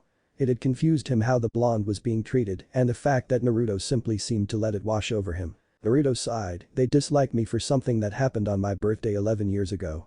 I had no control over it, yet they insist on taking out their anger, hatred and grief on me." He didn't really give much away, but to the Nara that was more than enough. Shino on the other hand knew what that was, not because he was told, but because he was informed by the Kikai within him. Naruto and he both knew it wouldn't be long before the Nara put it together enough to ask. "Well, this is where we part ways. Naruto, if you still wish to come with me to see my father, we must head this way." He indicated a path diverging from the other two boys. Naruto just nodded and waved to the other two as they split up. The two walked in silence as they approached the Aburame compound. It was more of a sprawling home with several outer houses in a network. They were very simple and efficient, being the only word Naruto could come up with for them. Crossing through the main gate, the two were covered in Kikai, this being the reason not many came to visit. It was simply a security measure, as you were either allowed, had Kikai, or you were an intruder and would be sucked dry. These two were simply left alone to pass through the cloud to enter the main courtyard. Naruto stepped aside to let Shino lead the way as he didn't know where to go. So he followed the boy through the house into his father's office. Where Shibi was seated at his desk going over some documents. "Father, I have brought Uzumaki-san with me. He has an interesting situation that I am sure you will be able to assist him with." Shino spoke them bowed out to leave. Naruto stood there as Shibi nodded to his son and watched him leave. "So Naruto, what would be the situation, as I would appear to deal with your Kikai?" The blonde took a moment to speak. "I have bonded with the hive that you gave me, though the outcome is quite different. They seem to be having difficulty adapting to my chakra. They live long enough to create the next generation, though they seem to be living longer now as I have felt their numbers growing slowly." He looked to the clan head. "If you wish you may send one to investigate, as you would know more about this." Shibi nodded and sent a Kikai to speak with Naruto's. "In the meantime, I would again like to thank you for the seal, as all members now wear it and it's placed after the birth of all new members before they receive their hives." He spoke calmly, though he would admit to be intrigued by this development and wished the boy had come sooner. But perhaps they had to evolve to accommodate the chakra of the demon. It was a few moments before the Kikai came out and flew back into one of the many halls on Shibi, whom like his son, seemed to be listening to voices that no one else could hear. "Well, it is just as you said, though there is more to it." He paused and turned in his chair to search for a scroll. Finding it, he pulled it from the shelf, opening it up. "Part of the issue is we never placed the jutsu on you for them to fully bond, but they seem to be doing that on their own. Yet I will work this to speed them along. As your hive should be nearly 30 times the size by now." Naruto nodded as his go-ahead. Shibi then flashed through seals and placed his white glowing hand on Naruto. A surge of chakra washed over him, seeming to sink into his body. The Kikai reacted and started to move around rapidly. As the light faded, they too settled down. There, that jutsu works to create a haven inside your body for them to nest without the true strength of your chakra weighing on them. Though I am curious as to what they look like after so long. Naruto thought on that and felt one slip out of his arm to his hand. This was the first time he had seen them since they sunk into his body. They were a deep purple color. This one seemed to stretch his wings before he fluttered around a bit. Them flew off to the man's desk. Shibi pulled out a magnifying glass and started looking over the details of the Kikai. The carapace coloring was obvious from so many forced generations of breeding near the chakra. Advanced pincers and what appeared to be a poison sac were visible. "This appears to be a guard, though it's different than the hive you were given. They have adapted to your chakra, but now they have a stable place to build their hive within you now." The Kikai flew back into the boy's arm. "Is there anything else I should be aware of now that my foolishness has been corrected?" True, Naruto realized he should have seen them after he tried to bond them, but maybe he was prideful and didn't want help. Though now he could feel the pull on his chakra adding to them and hoped they wouldn't take much, seeing as it was denser than normal. But then they had been living his chakra for 2 years, growing to live off of it. By the look they were feeding of his Kyuubi mixed chakra, if the slightly more demonic build and coloring were an indication. Shibi saw the look that filtered across the boy's face. "For now, do not use them until they let you know they are strong enough to be used." Shibi thought over this, I would say another year since I am sure their breeding rate is accelerated. As well as they have adapted and evolved to live without the jutsu, they are far different from our own breeds. Though if you would give us a starter hive to study once yours has rebuilt we would appreciate it.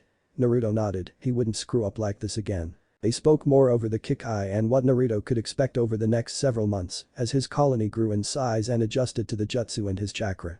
As well as other things and investments Naruto wanted to make with the money he was earning from his stipend, mission and owning the complex he lives in. Jump ahead to graduation. The months of boredom flew by for the young blonde, yet he still managed to keep up on his own studying and work.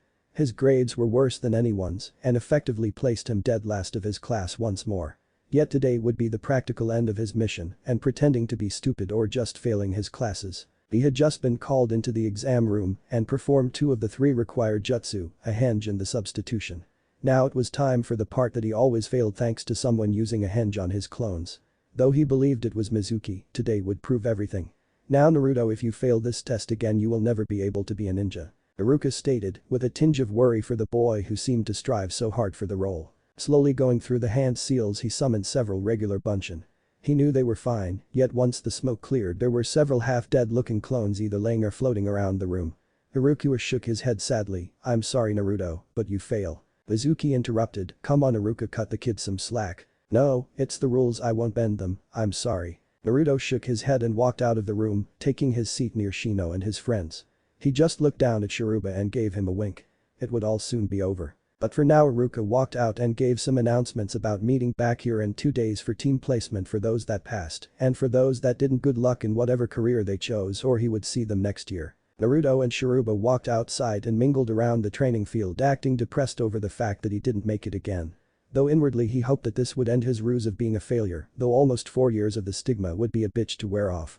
When he spotted Mizuki looking right at him. I'm sorry you couldn't pass the normal way. The instructor said. Naruto tilted his head, what do you mean normal way?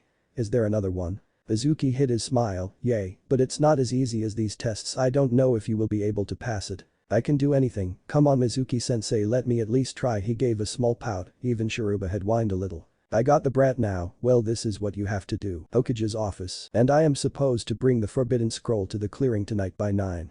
Naruto finished retelling Mizuki's secondary exam, I would need the scroll to make it convincing, though I am sure with his superiority complex to me, I would be able to take him with Shiruba. The Hokage pondered over this and the reports on the 2 instructors and had to agree that Mizuki was definitely the traitor. As for his reasons to want the forbidden scroll, it was more than likely to take it out of the village and to someone else. That he could not allow, but letting Naruto take the scroll as bait was the only true way to do so. Very well, I will organize to have the scroll in my office around 7, though I will organize a small group of Anbu 20 minutes after you have left with the scroll. Beside, that should give you enough time to set up and study the scroll and potentially catch Mizuki off guard, though if he is not alone I do not want you to engage, is that clear? Naruto nodded that he understood, as right now this was the Hokage and not Jiji, it was a strange duality between them, leader and soldier, at times at others grandfather and grandson. Yes, Hokage-sama. Shortly after 7, Naruto and Shiruba bounded out of the Hokage's office and took off through the streets, both sending 3 clones to run off in other places as they headed towards the clearing. Which they landed in a short 20 minutes later, just as the Anbu would be summoned, giving them a fair window of time. He pulled a large scroll off of his back and opened it, passing up the cage bunshin and that chakra threads. No, this time he was going to see what else could be useful that wouldn't be illegal to use too often. There were a few jutsu and seals, but none of them held promise until he got halfway through the scroll. 2 jutsu seemed to stick out, one was a bloodline copy jutsu. This one seemed to create a weak version of the victim's bloodline in the user. Which Naruto could see the potential in that, as well as he doubted it would stay weak for long once the Kyuubi woke up again. The other was called the Chakra Shroud.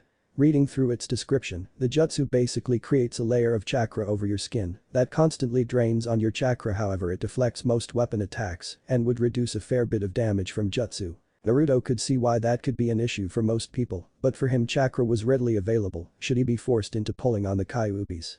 Though given his bloodline, the expenditure was less since his chakra was naturally denser because of it. He took the time to commit the seals for both of those jutsu to memory, though he didn't know of any bloodlines that he would really want to copy to himself. Checking the time, he had a few minutes before Mizuki would arrive, so he created several clones and had them hide just outside the clearing. Shiruba, get up in the tree and stay safe. The kid soon jumped and ran up the tree to perch and wait for the perfect moment, well in his mind the perfect moment With Kitsune you never really know what they are thinking and have planned, which that is something Naruto did as well. Within a few moments Mizuki appeared. Well, it seems like you did it. Now hand over the scroll and we can give you your promotion. Naruto looked at him with a funny grin on his face. You came alone. Foolishness Kurigaku no jutsu. He flew through seals causing a think fog to flood the clearing and much further out as well. Picking up and placing the scroll on his back securely.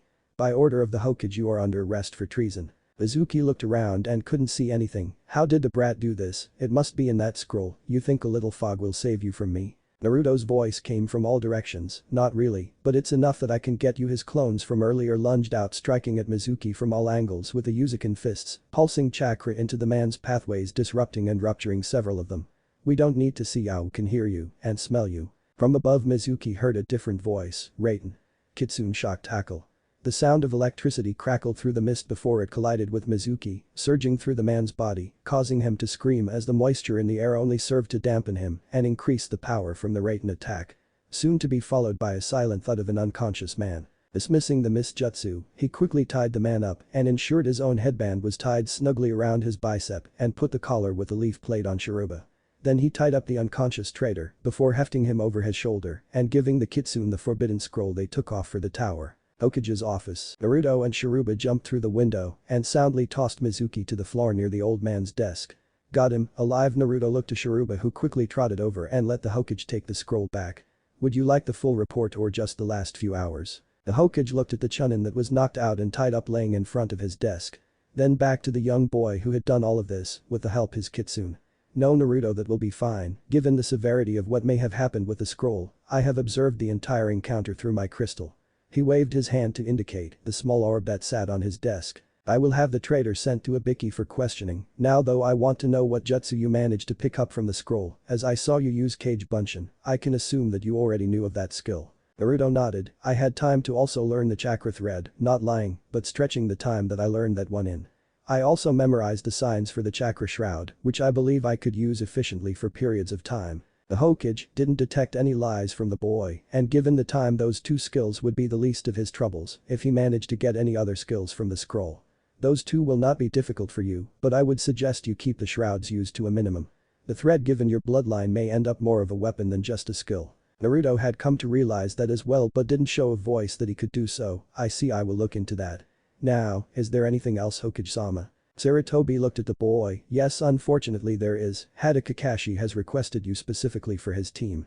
However, since he is the only user of a Sharingan in the village, he will also have Sasuke.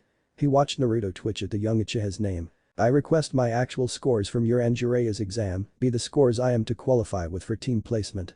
Naruto said. It was truly the only way to avoid being stuck on the team of an Uchiha's team.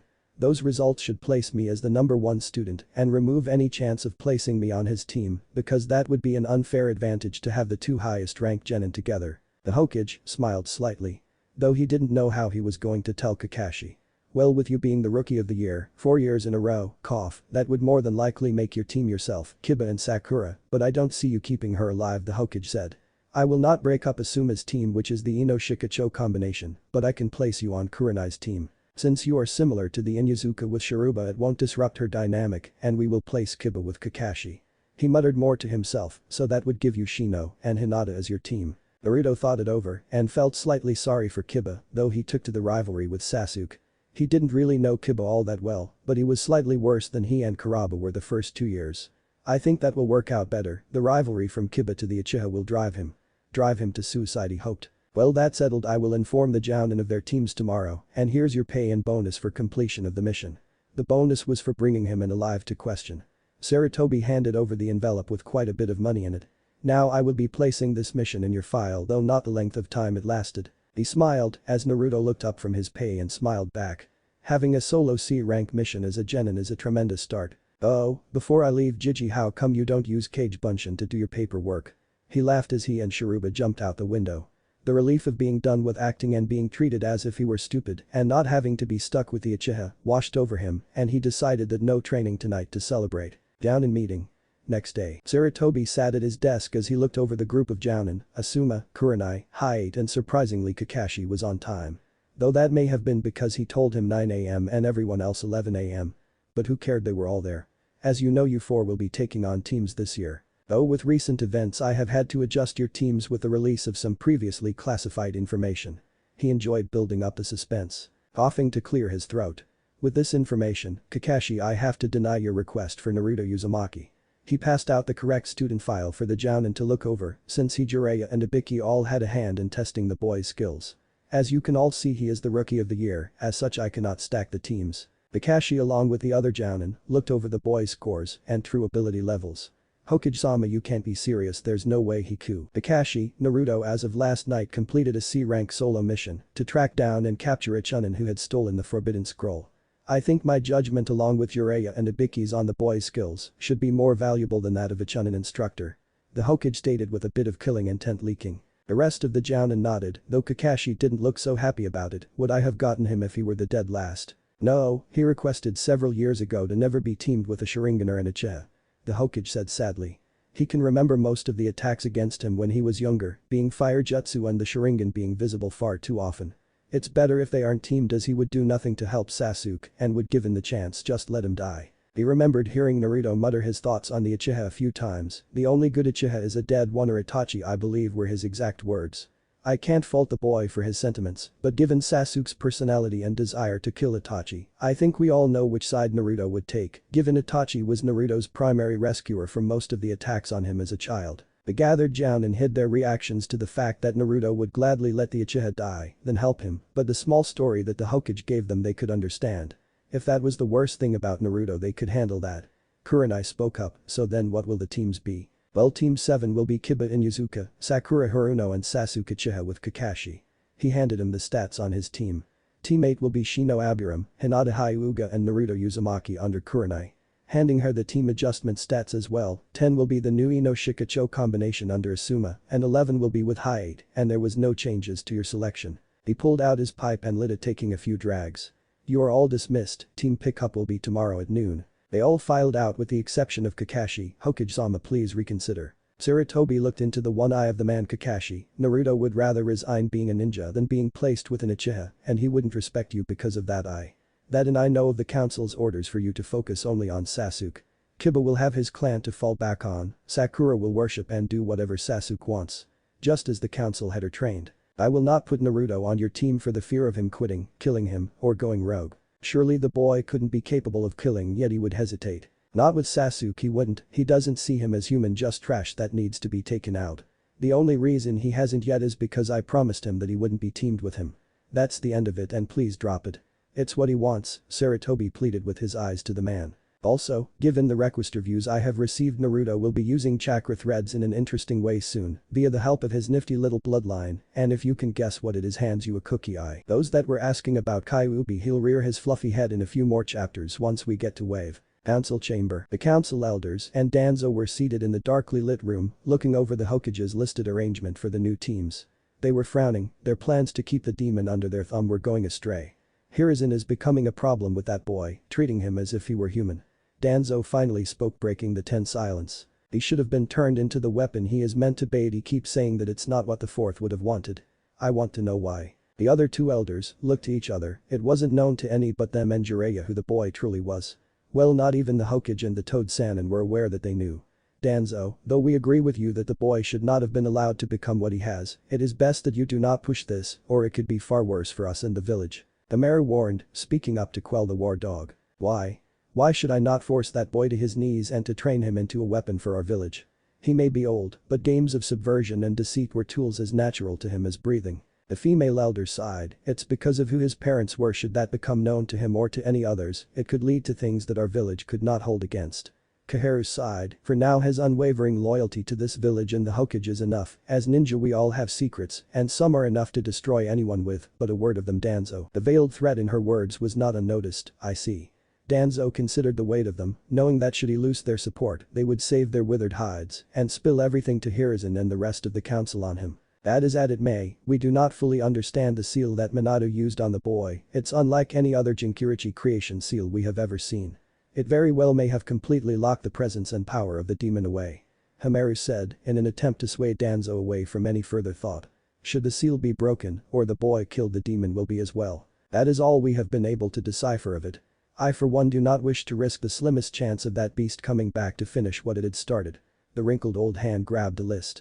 Though we will alter this listing and with the three of us we can overrule this much without more than just a wavering suspicion. The hero caught on to what our old teammate was going after. Yes, that is a good reasoning, we cannot waste time by letting the Uchiha be on a team. Apprentice him to Kakashi, he's failed every team and this would allow him to have a more liberal schedule. The spark caught as she noticed Danzo redirect himself along this path. A civilian girl we can brush away maybe into a medic program. Her skills are pathetic, but she learns well. Hamaru said carrying on their plan, we would have to place the Inyazuka back with Kurenai, leaving the boy with no team. But what do we do with the boy? Oh, he would be without a team, and I am sure should someone offer he would take up the chance. Kaharu finished. The wheels turning in Danzo's head were plainly seen by the other two in the room. Better yet, set the teams as they were originally, let Kakashi have the Uchiha, the girl and the boy. Danzo spoke all too happily, the records show the girl will do anything if it will help Sasuke. Kakashi is still going to focus on the Uchiha from our orders and out of some sense he owes to his fallen teammate. He worked out the list placing the teams as they should have been. The demon boy will of course feel even more shafted and discouraged as well as angry. He has shown a strong dislike of the Uchihas, it will make him easier to peel away from them, rather making him more grateful for one who would show him time. Hokage's office. The elderly Hokage sat at his desk fuming, his killing intent spiking, and all those near that room felt as if they should die. He had been spying on the elders through his crystal orb. What they were doing was sad to say within the legal loopholes to keep the Hokage in check. Yet their reasons were far worse than any other. He signaled an Anbu, get me Naruto now. The man vanished, the other remaining guards were feeling the brunt of his fury as he sat there waiting. It wasn't long before Naruto and Shiruba appeared in a swirl of leaves. Instantly stilling as the weight of the man killing intent pressed on them, Gigi what gives. The Hokage snapped out of his thoughts, reining in his desire to destroy the elders, his rival and his two former teammates. Sit the two did as ordered. The elders have seen fit to overrule my selection and placed you back on the team with Kakashi, Sasuke, and Sakura. As he finished his sentence the temperature of the room dropped several degrees. I know I promised this wouldn't happen and I have failed you. Naruto was furious, his chakra visibly pooling from him as his two affinities caused the room to start to freeze. Beneath it is their will to see the village lose its precious eye. His voice as cold as the air, I'm calling in that favor Gigi, I want to know who my parents were. I want access to the Nidame's jutsu scrolls as I share his affinity and I have almost completed the raw manipulation of it. The Hokage had worried it would be a violent explosion of emotions, he wasn't prepared for the cold seething hatred that poured from Naruto. Even his requests weren't outrageous or truly outlandish. I will get you the scrolls, a true Suiton master would be beneficial. But as for your parents Naruto shot his full glare at the Hokage, sensing he wouldn't comply. You owe me that muckhand, this village owes me more for their treatment, it's this or I leave. He stated firmly. As an 11-year-old it shouldn't have carried the weight it did. But, with the boy's skills, prisoner, and Kami knew what else he was hiding, the Hokage couldn't find it in himself to let the boy leave. I wanted you to be older to understand this, but it seems you have left me little room. He sighed and moved over to the picture of the fourth, pulling it aside, he opened the safe behind it and pulled 3 scrolls. Your parents wrote you these before their death. Your father knew he was going to die and your mother, she was always cautious. He handed Naruto 2 of the scrolls, which the boy ripped open to read them. Naruto, if you are reading this then you father and I have died. You have become Chunin or found some means of getting and are forcing Hiruzen into letting you read this. My name is Kashina Uzumaki Namikaze. As to my knowledge you and I are the sole survivors of our clan from Yuzu, which was destroyed by the Kyuubi no Kitsune. I am or was its host after our Uzukage sealed the demon inside me. I pray that you never meet this beast or have a similar fate to mine. I leave you with my love, and 3 jutsu 2 are my most feared, and the last will allow you to enter and leave Yuzu, should you choose to venture there. No, I will always love you and be proud of you, my son. Kashina, opening the next one at a much more sedated pace. Naru-kun, I hope you read your mother's first, if you are anything like here, which I hope you are, and aren't you are probably a Chunin, or you found a way to squeeze this out of the old man. Old man, I'm sorry. Anyways, yes, I am Minato Namikaze, the 4th Hokage. I'm about to perform the sealing that should all go well will leave you with the Kyuubi inside you. I hope the village has treated you as the hero I and your mother, Kami rest her soul, want you to be seen as. If this didn't happen, sure to give them hell for it, just take it easy on the old man. If you aren't living with your godfather, be sure to remind Jiraiya of his promise to me, and especially your mother. Now, I leave you everything I owned. The house, property and the money. I also give you a family secret. Since I'm already dead I can't die again, at least I know it won't happen soon. The Namikaze aren't really our clan. You are in Uzumaki and the last descendant of Aburame Senju. Namikaze was the name of the civilian his daughter married. I would be his great-grandson, making you his great-great-grandson, and should Tsunade still be alive, you have family. Don't be angry if no one told you it was passed down through our family, there's a test to prove it. If you're in the Hokage's office, which you should be, then find the blood seal on the back of the Nidame's picture, just smear your blood on it. The rest will be revealed there. Now as current Hokage, should one Naruto Uzumaki not be of the rank of Chunin, but manage to obtain these scrolls from the Hokage, then I promote him to the rank of Takebetsu Chunin. Minato Namikaze, 4th Hokage, the small chibi holding the victory sign, broke any serious tone the blonde had been feeling as he started to laugh. It wasn't a happy laugh, more of a psychotic near breakdown laugh. Setting the scrolls down, he looked at Hiruzen and smiled crookedly before walking straight to the picture of his supposed ancestor and ripped it off the wall. Naruto, what are you doing? Relax, I'm following my father's orders. Flipping it over to reveal a giant seal, he bit his thumb and smeared it with the fresh blood. For a moment nothing happened until the seal started glowing, revealing a family tree. The full list of the Senju clan, which caused the Hokage to come over and peer at it. His eyes widening, seeing Tsunade and Naruto's names as the only living. Though Naruto's name was listed as Naruto Senju Uzumaki. Well, looks like I'm related to 3 out of 4 Hokages. Turning to the old man, Jiji, I want this announced tomorrow before teams. I am the Nidame's heir. Hiruzen couldn't believe it, but it made so much sense as he looked between the boy and the 2 pictures of the Hokages that he could see. Even Tsunade was blonde and had the same fiery personality at times. They will demand proof, but with this and a few blood tests that they will demand, it will be done. He placed his hand on Naruto's shoulder, his true age and the weight of his guilt pushing down on him. Not only had he failed Minato, but he had let his sensei's family suffer further. Next day, on the balcony overlooking the village stood Naruto and Hiruzen Sarutobi, the 3rd and again Hokage. People of Konoha, last night fate seemed to be twisting in the winds and shone down upon our village and shed light on the fate of a young man. He motioned for Naruto to come stand next to him. This light brought to my attention his lineage. Orphaned by the attack 11 years ago, the will of fire never left this young man. His lineage more than ever shows the words of our previous Hokages were very much the truth. I present to you Naruto Senju Uzumaki. Twice great-grandson of Aburame Senju and son of Minato Senju Namikaze, our late 4th Hokage. The villagers stood in silence as the information filled their thoughts, along with all the harsh treatments they had bestowed upon the boy. The council members that stood behind the Hokage were lost in thoughts, many were evaluating his potential and where they could fix their mistakes of his treatment. The few others who had seen him for who he truly was were smiling in their own ways. For proof of this claim, I present the blood-sealed family tree of the Senju, showing where Minato, Tsunade and Naruto were true descendants. Naruto would now like to speak. The blonde man-child walked forward. You who have antagonized me, spit on me, beat me, shunned me, treated me like the garbage beneath your feet, I detest you. Don't think I won't remember what has happened, but if you treat me like a person, an equal, I will let the past remain where it is. He looked at several individuals in the crowd. Those of you who showed me compassion, friendship, family, respect, thank you so much. He smiled seeing Hana and several Aburame looking at him. It seems fitting that today I join my first team as a ninja of this village, the sole heir to Aburame Senju. I will have the distinct honor to be able to help the last Uchiha achieve his rightful place as my teammate. Most missed the true meaning of the boy's words. The elders, Hokage, and the boy soon-to-be sensei however caught the undertone. The Hokage stepped forward, placing his hand on the boy's shoulder and giving him a grim smile before turning to the assembled villagers. With that said, I as Hokage of Konohagakure and student of both the 1st and 2nd Hokages, the Senju brothers and founders of our village, recognize and support Naruto's claim. The Aburame, Inuzuka, Nara, Akamichi, and several other council members stood in support. Some didn't, but they didn't try and dispute it either. So be it. The Senju clan lives on, and so does the will of fire. The crowd cheered, for it's what a mass of people do. As a whole, the new was a great boost to them all, but once time passed, some may change and accept this, others may ignore it, and then some may decide to wait and see. The academy team pick up. The assembled genin were waiting anxiously, having been here instead of at the gathering called by the Hokage. So they were unaware of the newfound information. Naruto soon walked in wearing his normal blue and black clothes, though the yuzu swirl was placed now on his shoulders. The back of the jacket sported the Senju clan symbol in black as well. Walking with Shiruba to his usual seat, he settled down with a Cheshire grin to wait out the team announcements. Eventually Iruka walked into the room with the sealed list of teams. He looked at all his now former students. Today is a sad day for me as I no longer will be your sensei. Though it is a bright day for you all as you now take on the steps of becoming a true shinobi of this village. He smiled as he opened the scroll.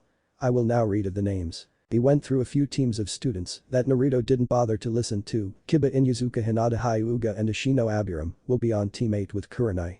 Team 10 will be Shikamaru Nara, Choji Akamichi and Ino Yamanaka with Asuma. Team 7 will be Sakura Haruno, Sasuke Uchiha, and Naruto Senju. He stopped, looking over the name again, well with Kakashi as your sensei. The room erupted in several different fashions. Some girls were lamenting not being on Sasuke's team, others were discussing the fact that Naruto's last name was Senju, not Uzumaki on this list, and others were shouting at the unfairness of other things. Enough, meet your sensei here at one now dismissed. Naruto was still going over everything that had happened to him in the last day. The revelation of his family being more than it should have been. It didn't outweigh the fact that the Kyuubi was also held within his mother, meaning it was released somehow. He wanted to know who, how and why, and once the Kyuubi woke up he would get his answers. After all the overlays he placed on his seal, worked two ways. It could either slow the process down on how much chakra he took and absorbed from the demon, or it could increase it faster than it should. His head ached as he felt his clones start to dispel, filling his mind with the information they were either reading or training. Needless to say 300 clones were left to move him stuff, read scrolls or train. They cut time. Naruto didn't leave the academy as many others had, instead he chose to stay there and wait. Let the villagers take time to start spreading the news and correct their children on the behaviors that they themselves encouraged. He watched as Sharuba seemed to twitch every so often in his sleep. The two-tailed kitsune was resting as his own clones returned to him. It amazed him how it seemed he alone used the clones like this, but then who else had the source of chakra and the regenerative abilities to deal with the trauma to the brain? The others started to mill into the room, many of them giving him looks, most of which were confused about what happened. The others, mostly of clans, looked at him with understanding and a bit of concern. Though only one didn't change how they looked at him, and that would be Sasuke Uchiha. The boy just glared. The which Naruto just ignored. He had no reason to start the feud again, but he wouldn't hesitate to place the bastard in his true place, a grave, if given to correct set of opportunities. The other Jounin came and collected their teams until only Team 7 remained. Our blonde looked at the clock, annoyed by the man's tardiness, though he had been warned about it. Naruto waited, ignoring Sakura. He wouldn't be holding back on who he was and what he knew any longer, and the first time someone copies his skills with an eye they would lose it. Eventually the man arrived, walking through the door. My first thoughts are I hate you, meet me on the roof. The clone dispelled, Sasuke and Sakura took off through the door, while Naruto and Sharuba flickered to the roof to wait. Kakashi was shocked to see the blonde and fox appear there in a swirl of leaves. He's better than what I was told. But the revealing of his skills by the Hokage and now the truth of Naruto's heritage told him the boy was going to be the best with or without him. He sighed, Sensei, forgive me. After a few minutes the two others showed up out of breath, taking seats on the ledge. Shooting glares at Naruto. Good, now how about we get to know each other first, Then on to the real test. Kakashi-sensei, why don't you go first? The Pinket said. Well, I am Kakashi Haddock, there are many things I like and even more I dislike, and my dream is that. He stated as he looked through a little orange book. The team just sat there. Sakura stared at him confused, Sasuke with disinterest, and Naruto, well, he wasn't even paying attention. Now your turn, Pinky, you first. She straightened up, I'm Sakura Heron. I like, looks at Sasuke, I dislike Naruto Baka, and my dream. Looks at Sasuke again and giggles. To which the re-aiming group sweat dropped. Kakashi looked between Naruto and Sasuke before he indicated Sasuke to go next. I'm Sasuke Uchiha, I don't have any likes, my dislikes are traitors to my clan, and my dream isn't a dream, it's an ambition to kill the one responsible for the death of my clan. Naruto didn't wait to be recognized and started on his own, I'm Naruto Senju Uzumaki. I am the heir to both clans. I like many things, I dislike those who don't work for their skills and simply copy or steal them for themselves. My dream, well, I'll tell you when I fell, you are worth my trust. He finished and Sharuba yipped next to him. Kakashi looked between his team, I'm not allowed to fail them, but Naruto will not work with Sasuke, Sasuke doesn't want to work with any of them, and Sakura will only do what Sasuke says. He thought it over to himself, seeing what he had read and seen on his own was coming to the surface. The look Naruto gave him when he mentioned copying jutsu showed that the blonde knew about his eye and made his opinion known. Alright, meet tomorrow at 6, training ground 7. Naruto, stay for a minute. Taking the cue to leave, they did so. What do you want, Kakashi? I have things I need to do. Naruto spoke crisply as his tentative sensei stood before him. Kakashi ran a hand through his hair, well, first off, I can't fail you because you aren't even really a genin. Second, I was on your father's team, he was my sensei. Third, you are probably aware that I am supposed to ignore you and train Sasuke. To which Naruto nodded to all of them, so can work this a few ways. Besides, he hated not being able to have a teamwork team, but this was as good as he was going to have with fate against him. Naruto looked at him, are you going to be late to everything? To which he already knew the answer. Don't even answer, I know you will. I'll send a reinforced shadow clone to training. I'll show up for missions, if you don't like it then change. With that, Naruto and Sharuba flickered away from the building, leaving Kakashi to stand there like he saw a ghost and missing something small and orange. 3 months later, Naruto looked around the training ground he had started in so many years ago. "Well kid, show me what you got." He looked at Shiruba with a smile. "Hi." He took off running across the field aiming at a training post. Kitsune style. Naruto shock. His mouth opened shooting a bullet of water with a strange glow to it. Slamming into the post, the instant smell of ozone filled the air as the water was quickly evaporated by the electric current. "I'd one wish I could merge my elements though," he thought with a small quirk of his head that he shook off. "Give me 6 shadow clones and try the prison field technique." The kitsune looked down at his paws. 2 cent, I can only make 4 clones. Frowning, "Oh." He rubbed his chin before smiling. "That's alright, I just keep forgetting about that." Walking over, he rubbed the silver fur between the ears. His ears twitched. "Shino-san is coming." They both turned to see the younger boy appear down the road walking straight for them. "Naruto-san. My father wished for me to give you this scroll over Kakashi. As well, it contains the basic methods of controlling them." He pulled a scroll from his coat pocket, taking it and slipping it inside his own. "I thought he said I shouldn't use them for a while yet." That is true, however he feels that they should be sufficient enough to begin working with them in training. Pushing his glasses up, he also wanted to see if you've made contact with your hive's queen. Tilting his head to the side, "I don't think I have, how do I?" "That is simple, focus your thoughts onto me and I will receive them." A metallic sounding voice filtered through his mind. "Oh well, that was easier than I thought. Is there anything you need?" He questioned silent. "Not at this moment, we are ready for combat. As for my children, you have a new breed from the rest we have met.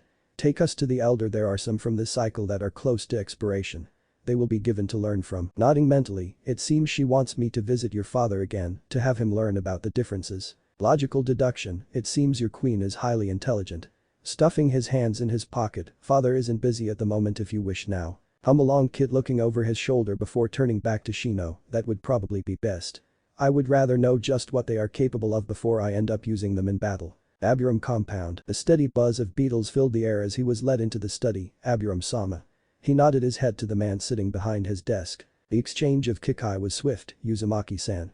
He stacked the papers on his desk out of the way.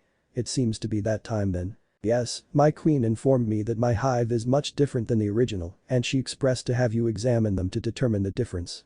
Holding out his hand, 10 beetles slipped into his palm before flying to the desk. "These are nearing the end of their cycle and do not need be returned." Shibi carefully collected them. "If you would wait here for a moment, this shouldn't take too long to determine the differences with our records." Getting up, he walked out. "When he wakes up there will be even more voices in your head," Shiruba quiped with a smirk on his features. His blue eyes looking down at the kitsune. "Yes, and you're a talking kitsune. I think I'm quite used to strange things happening." Sticking his tongue out, "That's only because you made me able to talk." "True. You're welcome."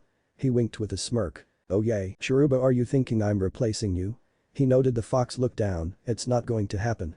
Getting up, he gave the kitsune a hug and carried him back to his seat. The two sat there in comfortable silence for a while before Shibi returned. 2 identical scrolls in hand. "I will say that your hive is fascinating." Taking his seat at the desk.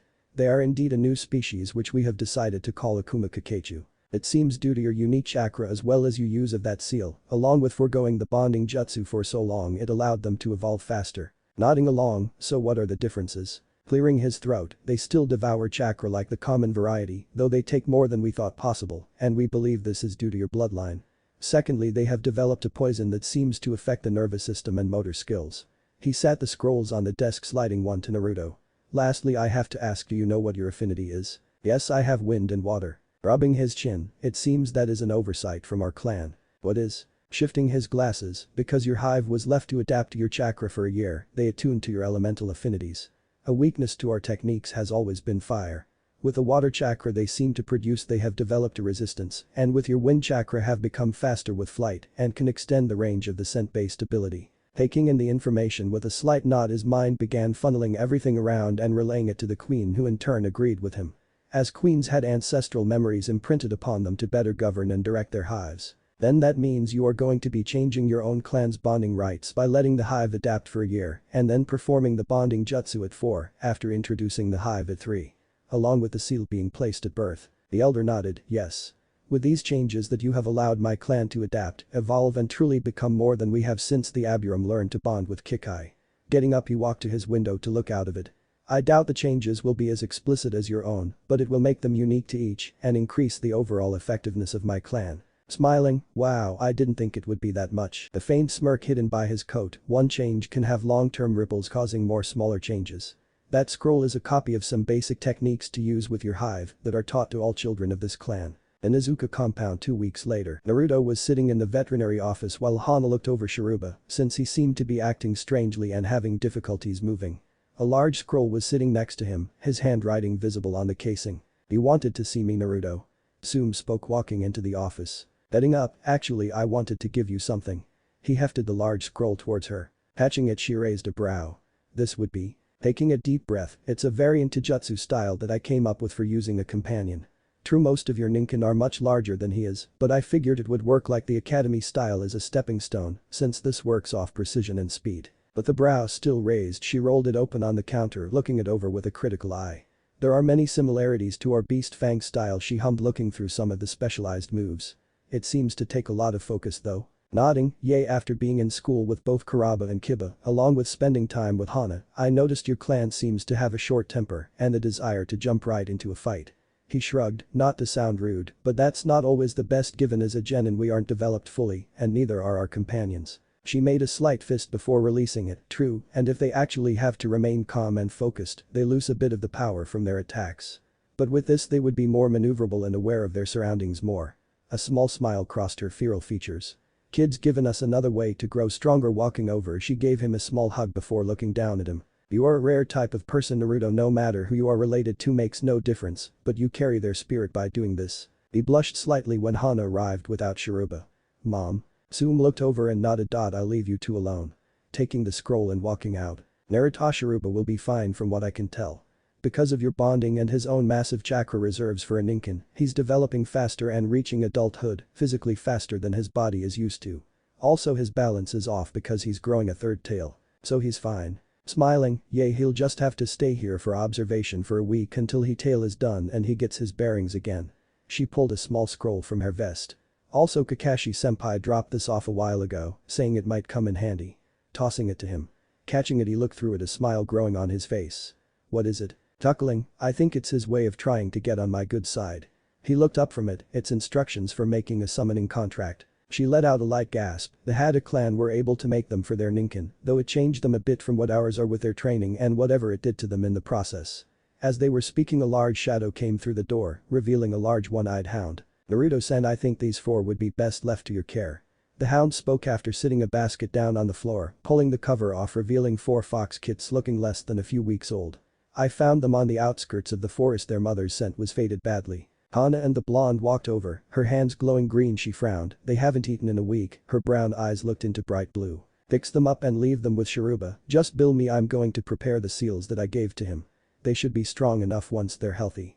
His face taking on a serious expression. "I'll do it, and don't worry about the bill. I set them on the same pills I gave him." She placed her hand on his shoulder, collecting the basket. 1 month later, Naruto was sitting in his apartment, 3 sets of seals resting on the table, along with an elaborate scroll, the ink just drying with a faint red tinge to it. "Shiruba." The silver 3-tailed fox walked out, followed by the 4 kits. "Yes, Too-san. Did you finish bonding with them?" "Of course, but I'm not sure why you wanted me to." The kitsune titled his head. "Just like you shared my chakra, which I used a portion of the Kyuubi's, you shared it with them, making them kitsune bound under you." He motioned to the scroll. "Since it's done, oh Too-san, why need us?" One of the kids stuttered out. This caused all of them to look at her. Naruto raised a brow. "Guess I won't need these seals," he whispered. "It has to be how potent my chakra was, along with Kyuubi's strengthened by the seals that I gave them for their own chakra." He thought with a faint growing smirk. Shaking his head, "I'm glad I used the blood adoption seal, plus using their own blood to mix with the sealing ink." He got up and smiled, petting each of them. "I made a summoning contract. Shiruba, you're going to be my boss summons, and the kits will learn from you. I'm not sure what all the changes will be, but it's ready. You and I just have to activate it, then I have to sign it. And summon you." The silver kitsune walked over, placing all 3 tails on the massive sealing array with a nod. Naruto placed his hands on both sides as well.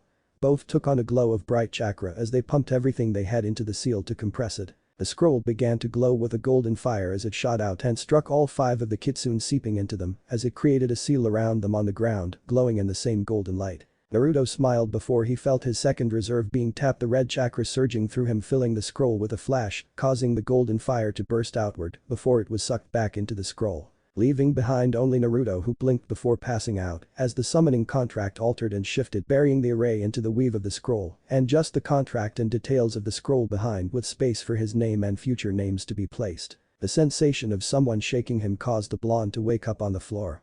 Ugh, my head. Ma, what happened? Cracking open a single blue eye, he recognized his sensei. Why? You didn't send a clone today or yesterday. He shrugged, so I was worried. 2 days. He sat up only to grab his head. I never take that long. What? Kakashi helped him to the chair, his single eye catching the scroll still open. The same eye widened, seeing what it was, and couldn't help the low whistle. You made a summon scroll, letting out a chuckle. That would explain it. Explain what? If I would have to guess, you compressed this with all of your chakra, didn't you? Remembering vaguely the rush of red chakra, he could only nod. I even tapped into my other reserve. Other reserve? He couldn't mean the Kyuubi, could he? Shaking the thought from his mind. Well, you might want to sign it. Explaining what to do, as it was more like one of the big 3 contracts than his, but he knew how to do it. Naruto nodded, bidding his left thumb here out his full name and pressed his fingerprints next to it. So should we do this here? I have the perfect place. Placing a hand on the blonde should they vanished, appearing in a forest clearing. I could tell you used my directions, but you also added a bunch that I don't quite know, so it's always best because of the changes that may or may not have happened. Nodding, he bit his thumb again and flashed through the hand seals, summoning jutsu. Sharuba. His hand slamming into the ground, causing a golden seal to spread out before he rose into the air under a cloud of smoke. Once it cleared, it revealed a horse-sized silver kitsune with 3 tails twisting behind it. The uzumaki spiral and golden fur on its forehead. Wow, Naruto, is that you on my back? The kitsune rumbled in a deeper voice. Sharuba. He spoke, flipping off the kitsune. Seeing his eyes were now a deep red, reflecting on his memory of the Kyuubi from years ago. Yay.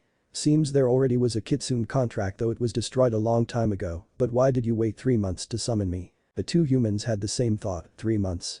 Shaking his head, it's only been 2 days. Wait, this is a time-space jutsu. If there was already a contract, then they must have a protected realm. It may interfere with time differently. He began to ramble. The tail flicked out, knocking him to the ground. Seriously, but anyway, when we got there, whatever happened caused me to be covered in red and golden chakra that connected me to all the other kitsune. Making me the boss technically because of the new contract, but I'm on the lower end of the power scale. But the elders have agreed to put me through the training after seeing what happened to me. Here he gave the look, referring to the seals on him. How long is that going to take? Kakashi was curious and was mentally taking this down to report to the Hokage.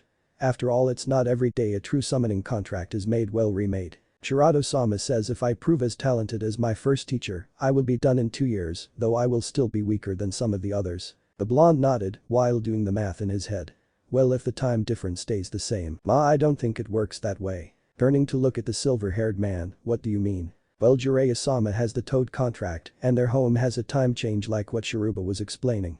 Though it's not a constant, but it fluxes. An hour there could be a day here, or a day there could be months here.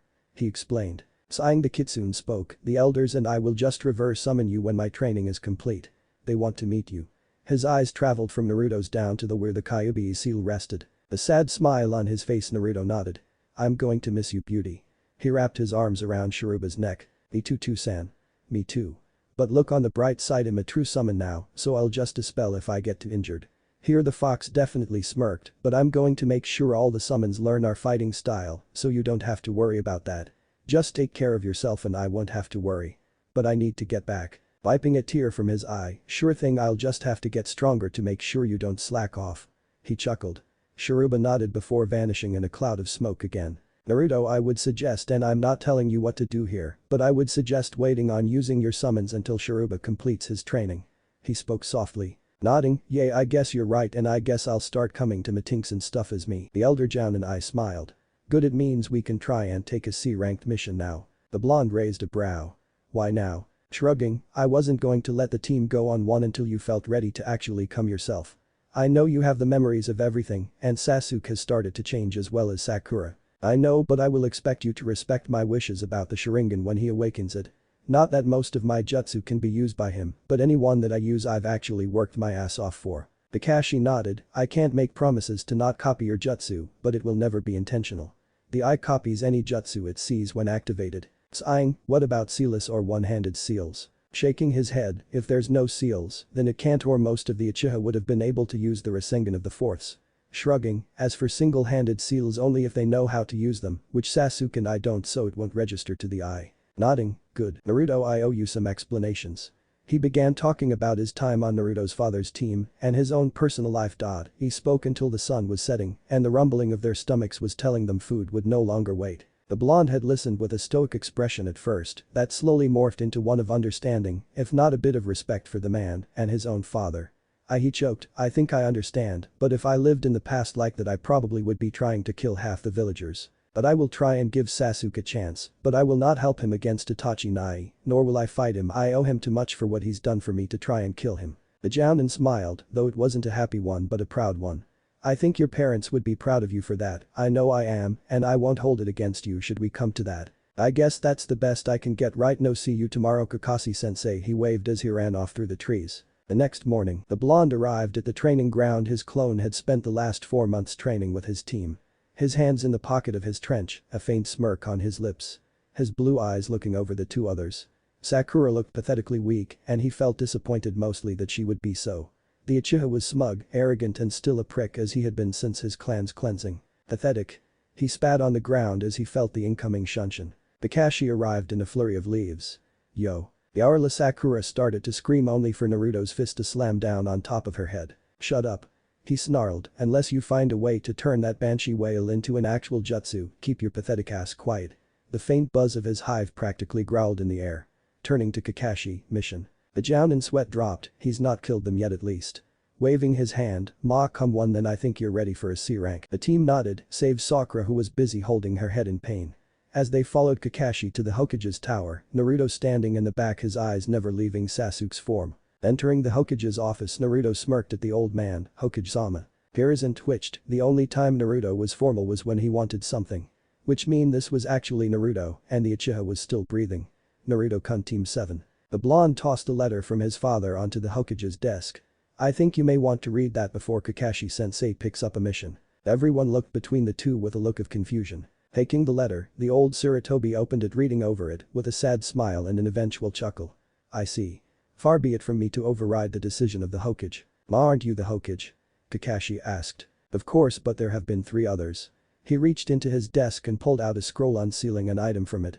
He tossed a flak jacket to Naruto. Congratulations Naruto on your promotion to rank of Takubetsu Chunin. Slipping the flak jacket on under his trench coat, thanks Jiji. He smirked. Sasuke was fuming, why's the dope get promoted? I'm an Uchiha and elite of this village. Kakashi and Hiruzen both now understood, well Hiruzen understood why Naruto had waited. Sneaky and underhanded, you are a genin, and I would remind you Sasuke-kun that Naruto is the son of the 4th Hokage and related to the 1st and 2nd as well. Should you be brandishing your titles around, he outclasses you in this village alone. Yet the Uzumaki title as his clan trumps yours once more, as he is also the descendant of the 1st, 2nd and 3rd Uzukages. The man leaked a small touch of killing intent. The blonde simply smirked at the black-eyed boy. If memory serves, the Uchiha were always second to the Senju, it's only fair that you begin learning your place. Sasuke lunged, only to be caught by Kakashi, but not before something slashed through his cheeks. Everyone looked at the purple chakra that was outstretched from both of Naruto's hands in a whip-like fashion. Chakra lash successful. The cables of pure chakra retreated back to his fingers. His blue eyes looking at the bleeding lines just below the boy's eyes. Looks like my aim is still off, your eyes are still there. The room grew cold as the Hokage stood up, unleashing his full intent. Enough. He slammed his fist back on the desk. I didn't want to do this, but Team 7, you are disbanded. Sakura Haruno, your performance reviews since graduation leave me no choice but to remove you from the shinobi program. He snatched her headband from her neck. Sasuke Uchiha, your evaluations are even worse, arrogance, inability to follow orders, work with others, and a strong proclamation of vengeances, and inability to control your emotions. I'm placing you into a rehabilitation program pending a clean psychological evaluation. He snapped his fingers to Anbu appearing, grabbing the boy and vanishing.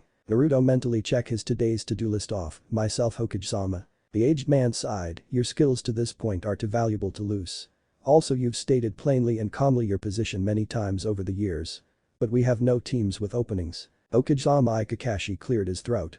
Kakashi Haddock formally request to apprentice Uzumaki Naruto. The 2 remaining people in the room looked at him, the Hokage picking up his pipe. Under what pretense? Even I am the sole surviving member of Minato Namikaze's team, I have intimate knowledge of the man's jutsu and fighting styles that I could pass down. As well, Naruto has shown to have skills that I could lend my knowledge towards. The blonde didn't smile at this, but given last night's heartfelt conversation, it didn't surprise him that it stirred the man's resolve to do what was right after all these years. I'll accept under the condition that you let me give you a seal to control your Sharingan. Here is in turn to look at the blonde, you were planning on placing it on Sasuke weren't you? Nodding, it requires a hand seal to activate letting the chakra enter the eye enough to form the Sharingan, however it's a seal that Kakashi-sensei told me that the Sharingan is unable to copy. He smirked, built with a kill switch that locks away the eye forever if they try to overpower it with chakra or remove it without my blood and chakra. The village leader hung his head, the boy is serious and after seeing his seals, I don't doubt the validity of it.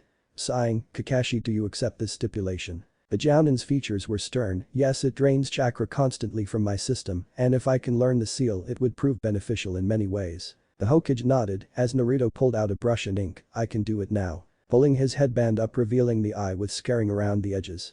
Let's do this. Quickly Naruto began working on a seal that at first seemed to cover the entire right side of the man's face. Looking over his work he put his fingers on the edge of the seal, elemental seal. Controlling force. He pushed his chakra into the array for it to glow and shrink, leaving a spiral pattern around the man's now black eye. Kakashi blinked as he felt his chakra settle down and the drain vanish. It worked. Of course it did. He held up his one hand in a strange seal. One-handed dragon seal, and to seal or unseal the eye takes about as much chakra as a substitution. Hiruzen watched Kakashi mimic the seal and begin rapidly trying to unseal his eye. The man was a genius and it showed after 20 minutes when his eye flared red as the Sharingan appeared. The spiral pattern around it glowing red as well. Nodding to himself he resealed his eye, both the seal and eye returning to their previous black color. The cry of a hawk caught all their attention as it flew through the window dropping a scroll on the desk. The Hokage snatched it up and read it quickly. Kakashi, Naruto Team 26 is requesting backup on their mission. It seems they encountered Uzumaki on a C-rank mission to Wave. Naruto perked up, that's Kuraba's team. He looked at Kakashi. Turning to look at Naruto. Go and pack, meet me at the south gate in 20 minutes. He watched Naruto vanish. Looking back to the Hokage, what details can you give me? 20 minutes later, the two were walking out of the gate, now it's going to take us a day to get there if we run full out. According to the message they have about a week before they expect him to attack again after his injuries. Jumping up to the trees they began moving quicker, so we should take 2 days keep our strength up, since I'm guessing they're in bad shape anyway. Nodding, Shiro is suffering chakra exhaustion and a few minor injuries. Your Inuzuka friend has a fractured leg. The other two are cut up pretty bad. The two became blurs as they sped along towards Wave. Bridge Builder's house. The two landed with a crouch, Naruto instantly spotted the large white and tan dog standing by the house. Sumeru, where's that flea bag you keep for a companion? He barked at the dog. Floppy ears perked up, Naruto-san he walked over sniffing, Kurama is resting broke his leg against a tree. Kakashi gasped, there was no way the dog should be able to talk yet. Looking over his shoulder at his teacher he shook his head. Turning back to the hound, well me and Kakashi are here to help out, but it'll take some time for Kurama's leg to heal up. The dog escorted them to the house, I'll keep watch the others aren't feeling well yet. Naruto shook his head, you need your rest too, I've got it for now. He lifted his arms as 2 columns of Kikai spread out over the property. You've done good boy here. He reached into this pocket and pulled out one of the Inuzuka treats for their companions. Sumeru snatched it up and made a circle before laying on the porch. Thanks Naruto-san, you're a worthy beta. Naruto nodded, knowing what he meant. Shiruba isn't here so I will definitely work with you when the time comes. Sumeru. The door opened revealing a fairly attractive woman with shoulder-length brown hair. You must be the others that Shiro-san sent for. Kakashi stepped up, yes I'm Kakashi Haddock and this is my apprentice Naruto Uzumaki. Naruto nodded when he was mentioned. Knowing he still didn't really trust the man given his past, but still it was a man who was willing to try and change. Well come in, breakfast is almost ready and the others should be getting up soon. She moved aside letting them come inside. Looking around Naruto saw it was rather plain, but had a touch of that comfort making it a home. Sensei I'm going to check on the others. Nodding, just don't do anything outside of what you can handle. The blonde found the two that were the least banged up and nodded his hand flaring green, after a moment's concentration he checked them over and healed the few cuts and bruises they had. Hey breakfast is ready and Kakashi sensei wants you to fill him in on what you know. Waking them up as he left to find Kurama. Shaking his head when he saw they simply wrapped his leg, better than nothing. Moving it carefully he scanned it over before pulling a splint from his kit and setting the leg. The muffled scream from his friend caused him to wince. Sorry Kira, but it needed set. He used a numbing jutsu on the area. The Inuzuka rubbed the tears from his eyes. Naruto figures they would send you, where's that excuse for an Incan of yours? He joked trying to focus off the pain. Blue eyes shut for a moment, he's getting special training. I made a summoning contract for him and a few kits that Koromaru found. He chuckled dryly. To find out there used to be a Kitsune contract that got destroyed and me making a new one pulled on the Kairi awakening the whole of the old contract so Shiruba is being trained to be the new boss because my contract overrode the destroyed one. The rough hand reached out and patted his friend on the shoulder.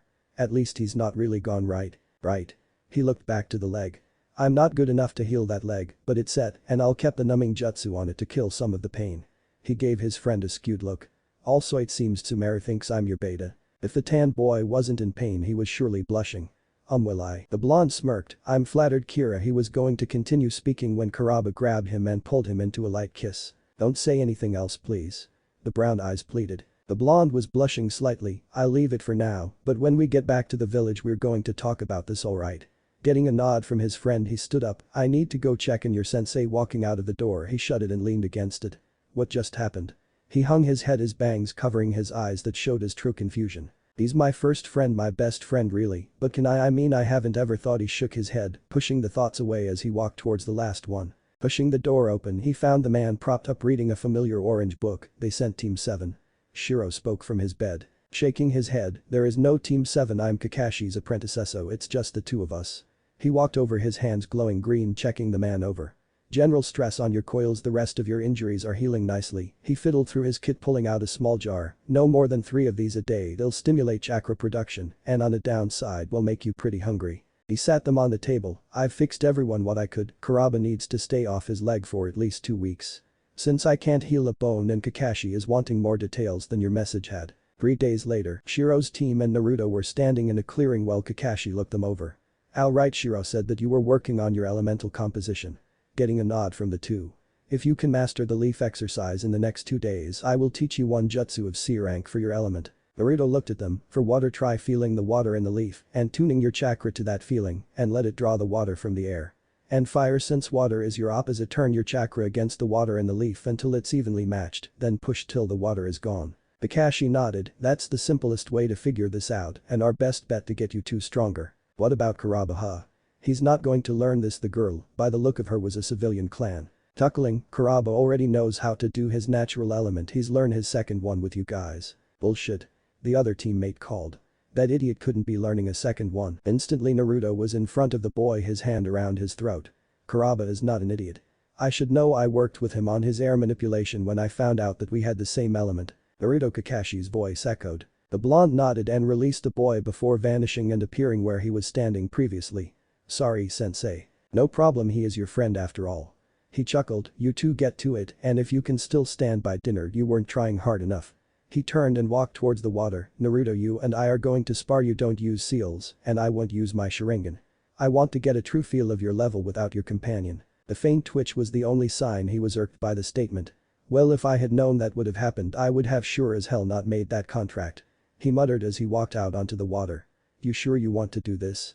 I mean, water is my second affinity. Purple chakra strings formed from his fingertips and coiled on the surface of the water. You may have trained hard on your own, you may have some advantages that other don't have because of your knowledge, but that doesn't make much of a difference when it compares to an experienced ninja. The man nodded, putting his book away securely. I would watch the arrogance in your skills. An arrogant ninja often ends up a dead ninja. At some unspoken signal the two vanished, the sounds of the fight echoing from the water as it rippled outward and seemed to move violent on its own. Occasional pauses in their fight revealed them in different positions before they moved away again. These scenes and sounds continued for 2 hours before a mop of blonde hair became visible as it was flying through the air and smack into a tree. Kakashi nodded. Not bad. He stopped as the blonde burst into a bunch of beetles. You're in the grip of my tides, Naruto spoke as the water began to glow with chakra light. Uzukan wave of 1,000 crashes. His body flew across the surface as he began to circle Kakashi faster and faster, creating a vortex of water that was glowing brightly. Row after row of waves seemed to pound into him, pushing the Jounin into the center and lower under the surface. Uzukan. Whirlpool devastation. The waves closed over, glowing with chakra as they along with the whirlpool battered and beat the Jounin within before it seemed to explode in a fountain of water. Kakashi was on his hands and knees on the surface, coughing. You know Kushina's fighting style. He pushed himself up. I'm impressed, though you're not as good as she was. Let's call it a break. Your Taijutsu is definitely on par with a Chunin, if not a little better on technical value, but you're still too young to full utilize that style. He limped to the shore before taking a flop seat. Naruto nodded and winced the whole way back, holding his ribs. If it wasn't for my guest, some of those hits would have been the end. He spat out some blood. Tuckling, true though I'm impressed with those chakra whips you create. Yawning, yay because of the Uzumaki bloodline in my reserves it's funny what something like chakra strings can turn into. Nodding as he started to feel the full drain of the spar, I want to make it up to you still for the past I know 2 jutsu that each of your parents made, I'll teach you how tomorrow they're difficult and took them a few years to even create, let alone use fully. What are they? He fell back on the ground letting out a deep breath. The Rasengan is your father's and the chakra saber is your mother's. I can't do the last one because I don't have the bloodline, but I know the theory behind it and seeing your whips it shouldn't take you too much to get it to work. What if Naruto has Uzumaki and Kurama bloodline? Thanks for watching my video till the end. If you enjoy this content, then do consider subscribing to my channel and leave a like if you guys need the next part, comment down, and thanks for watching the video and see you guys in the next video.